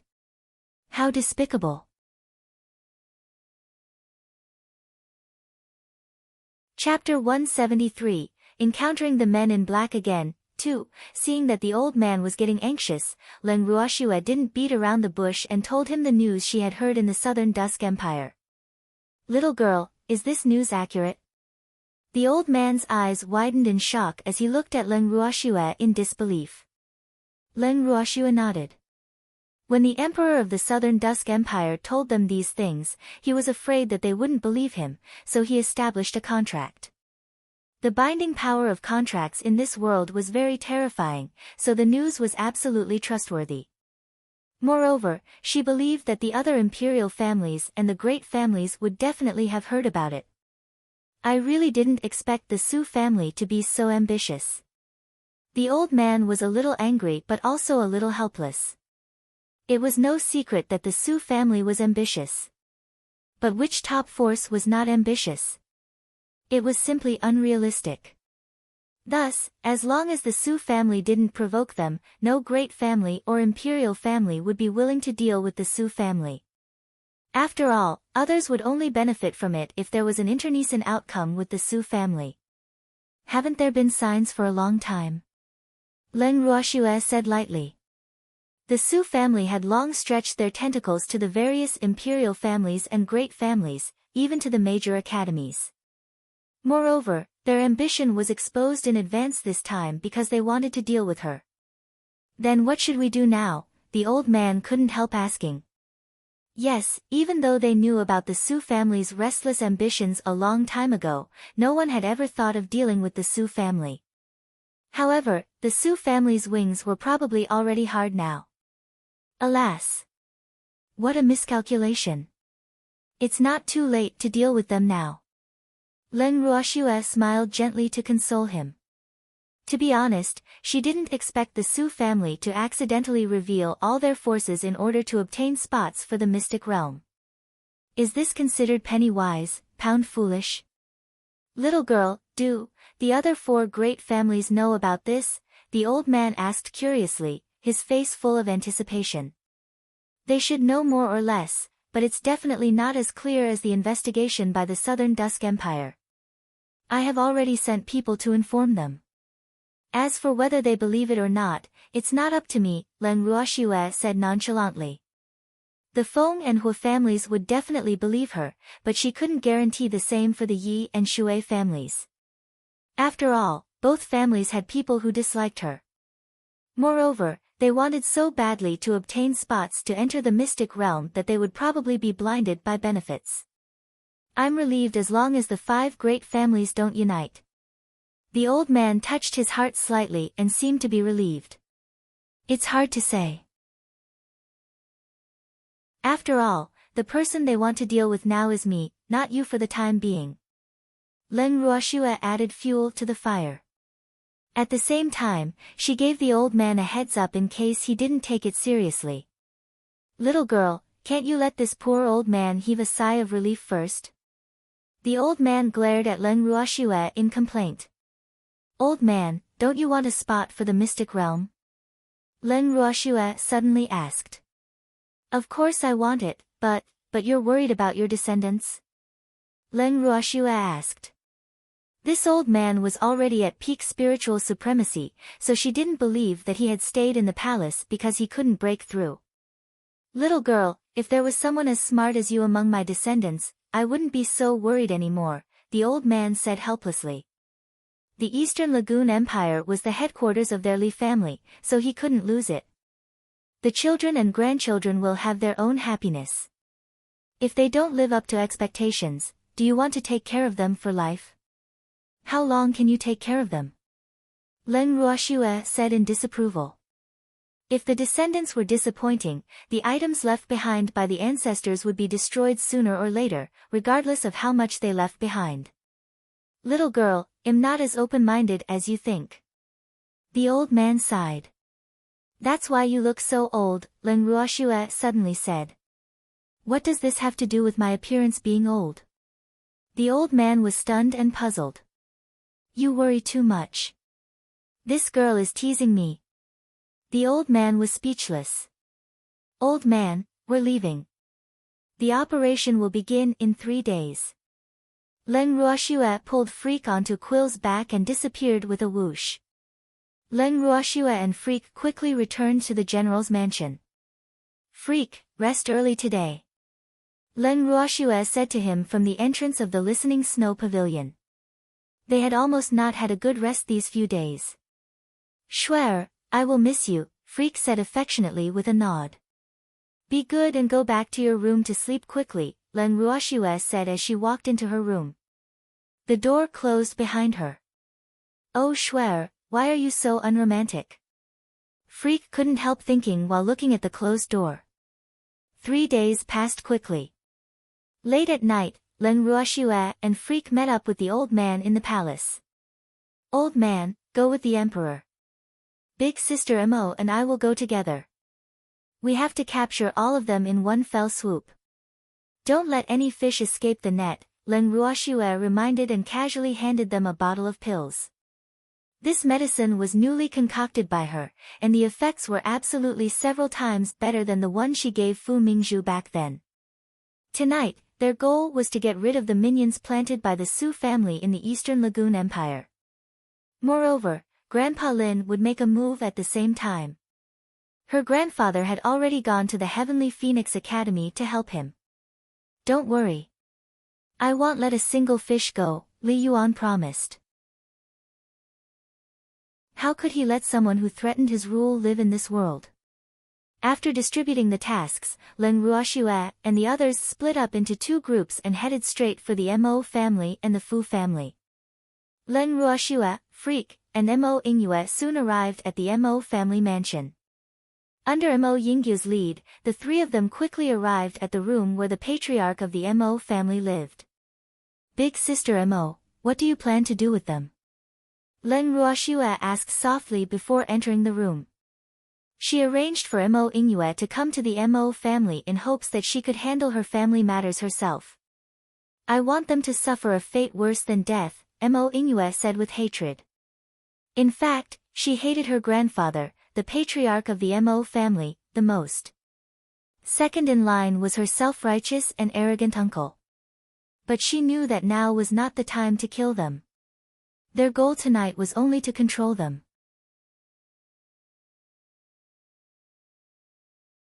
Chapter 174, Encountering the Men in Black Again, 3, Then let's go in now. Len Ruoxue nodded. She liked the punishment of living a life worse than death. Okay. Mo Yingyue pushed open the door and entered first. Why are you here? Patriarch Mo, who was about to go to bed, was surprised that no one notified him that his granddaughter, the Empress, came. Humph. These servants are really negligent. What? Grandfather, can't I be here? Mo Yingyue said indifferently with a sweet smile on her face. Of course not. What I mean is, why didn't anyone notify me? Patriarch Mo said while suppressing the anger in his heart. Humph. If it wasn't for Master not wanting me to start a conflict with the imperial family now, would I be so easygoing? It would have taken too long to notify, Mo Inghua explained. The guards and servants in the yard were probably sleeping soundly now. Then why did you come to see grandfather? Patriarch Mo asked as he sat on a chair. Yes, there's something. Oh. And these two are? Patriarch Mo's gaze suddenly turned to Leng Ruoxue and Freak. He actually couldn't see their cultivation levels. It was too strange. He was a spiritual sovereign at any rate, so he would never believe that these two beautiful little fellows who looked less than 20 years old would be stronger than him. Didn't grandfather want to see Leng Ruoxue? I brought her here, Mo Inghua said with a smile. You are Leng Ruoxue? Patriarch Mo was shocked. Is she so strong that even I can't tell her cultivation level? Yes. Leng Ruoxue nodded lightly and casually sized up the patriarch of the Mo family. Patriarch Mo was about 70 years old. He had an ordinary appearance, a pair of shrewd eyes, and decent strength. He was an advanced spiritual sovereign. But her impression of him wasn't good. Moreover, she really hated his scheming eyes. Oh, so it's Miss Leng. This old man was rude. I have long heard of Miss Leng's great name. It's a pity that I haven't been able to meet you all this time. Patriarch Mo said with a flattering face. Big sister Mo, let's get down to business. Leng Ruoxue said directly to Mo Inghua without even looking at Patriarch Mo. Grandfather, I'm here today to ask you to give up your position as the patriarch, Mo Inghua said coldly, as if what she said was an ordinary thing. What did you say? Patriarch Mo was so angry that his face turned livid. How could he have such an unfilial granddaughter? I want grandfather to give up your position as the patriarch, Mo Inghua repeated patiently. She knew that the old patriarch and Ruoxue decided not to kill anyone from the Mo family because of her. Since that was the case, she certainly couldn't disappoint them. She had to take control of the Mo family. You unfilial grandchild. Guards! Chase her out. The Mo family no longer welcomes her. Patriarch Mo shouted out directly. He was so angry that his whole body was trembling, and he was breathing heavily. Grandfather, calm down, Mo Inghua said with concern. She went forward, pinched her grandfather's mouth, and threw a pill into it. Cough cough. What did you feed me? Patriarch Mo clutched his throat in panic, trying to spit out the pill. But the pill melted as soon as it entered his mouth, and it was long gone. Don't worry. It's not poison. It won't kill, Mo Inghua said nonchalantly. She didn't know how long Ruoxue's medicine could last. Should I give him a few more? Big sister Mo, one pill is enough, Leng Ruoxue said with some amusement after seeing through Mo Yinggu's thought. The person who took her newly concocted controlling pill wouldn't wake up at all unless given an antidote. Oh, grandfather, pass me the position of patriarch now. Mo Inghua tried asking curiously. Okay, I'll pass it to you, Patriarch Mo said obediently. You will announce this news tomorrow morning. Exterminate all those who oppose you, Mo Inghua ordered and then left Patriarch Mo's room. Okay. Kill all those who oppose without mercy. Patriarch Mo promised fiercely. The three of them then left Patriarch Mo's room. Then Mo Inghua did the same to her uncle and the elders in the family. In less than an hour, the entire Mo family was in Mo Yinggu's hands. Big sister Mo, I didn't expect you to be so devious, Leng Ruoxue teased on the way out of the Mo family mansion. Big sister Mo is so bad. She actually ordered Mo Changhe not to touch any woman for the rest of his life. Humph. There's no graver punishment for him, Mo Inghua explained with a smile. That uncle of hers loved women the most. Forcing him never to touch women in his life was definitely more unbearable than killing him. However, Ruoxue, will they really listen to me? Mo Inghua couldn't help asking. Did Ruoshue make this medicine sound too amazing? Of course. Big sister Mo, you have to have confidence in me. This young lady is an honest child. I don't know how to deceive others. I absolutely won't lie to anyone, Leng Ruoshue promised while patting her chest. At the side, Freak quietly listened to the conversation between the two women. Cold sweat rolled down his forehead, and his heart kept skipping. Women are really too scary.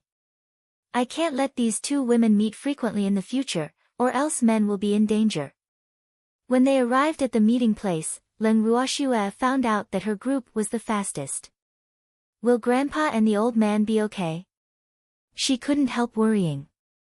After a while, Leng Qingtian and Lin Liang arrived. Grandpa Lin, why did you take so long? Leng Ruoshue asked in puzzlement. Swear, we encountered a team of men in black again at the Chen family.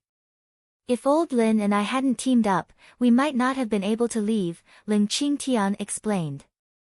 Men in black. Speaking of men in black, Leng Ruoshue couldn't help thinking of the man in black they encountered before the academy competition. Oh no, let's go to the Fu family. Leng Ruoshue suddenly said. Her grandfather and the others had encountered the men in black, so the old man's group might have also encountered them. Moreover, the old man's group was far weaker than her grandfather's group.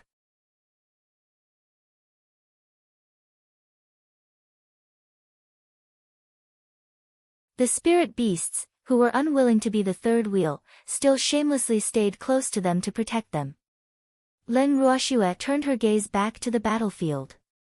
The weakest among this group of men in black were actually advanced spiritual sovereigns, and two were spiritual supremacies. When did the Su family cultivate such a group of experts that resembled death warriors? Probably no one knew about it, right? On the battlefield, Leng Qingtian, Lin Liang, and the old man were engaged in a fierce battle with the men in black. All sorts of spiritual power could be seen flying in the moonlight.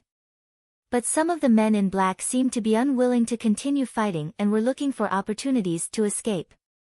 Seeing this, Leng Ruoshue let out all her beasts. Watch them.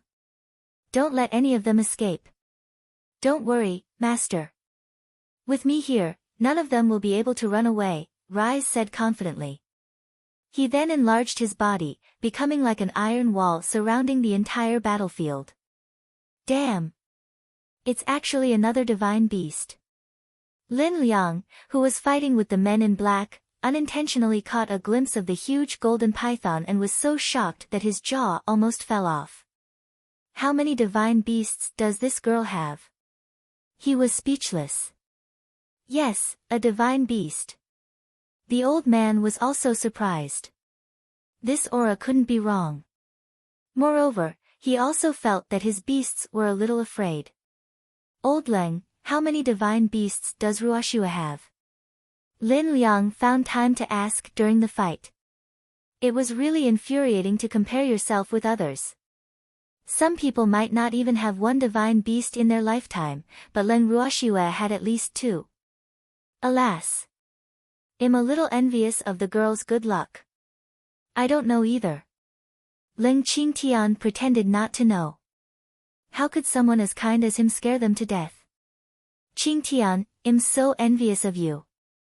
Why doesn't our Li family have such a descendant? The old man complained, feeling uncomfortable.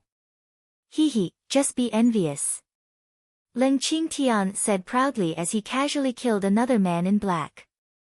Under the combined attack of the three spiritual supremacies, more than half of the men in black died quickly, and the ones who were not dead were injured. Slowly, the men in black died one by one, and only the two men in black at the spiritual supremacy level remained on the scene. One of the men in black knew that they wouldn't be able to escape today and couldn't help saying, how can three spiritual supremacies bully us with numbers? So what if we're bullying you with numbers? Weren't you bullying us with numbers just now? The old man asked in return. They actually wanted to use such a tactic against them. It was useless. There's no need to say so much to them. Let's attack together, Leng Qingtian said straightforwardly.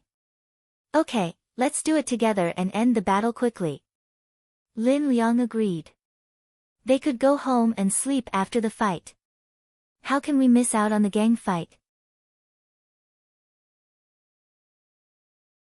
Len Ruoxue and Freak also came over. Ruoxue, don't snatch from us, Lin Liang said with some dissatisfaction. Their old bones hadn't had a good workout for a long time. Master, leave these two to us. A little black fox jumped into Len Ruoxue's arms and acted coquettishly. He hadn't fought in a long time, and his claws were itchy. Len Ruoxue looked at them speechlessly. Why do these people like to fight so much? All right, fight together then. Len Ruoxue said helplessly. Then she turned around and left the battlefield with Freak. You're tuning in to the Blissful Bookshelf YouTube channel. We're so grateful for your support, and don't forget to subscribe to join us on this incredible journey through captivating stories.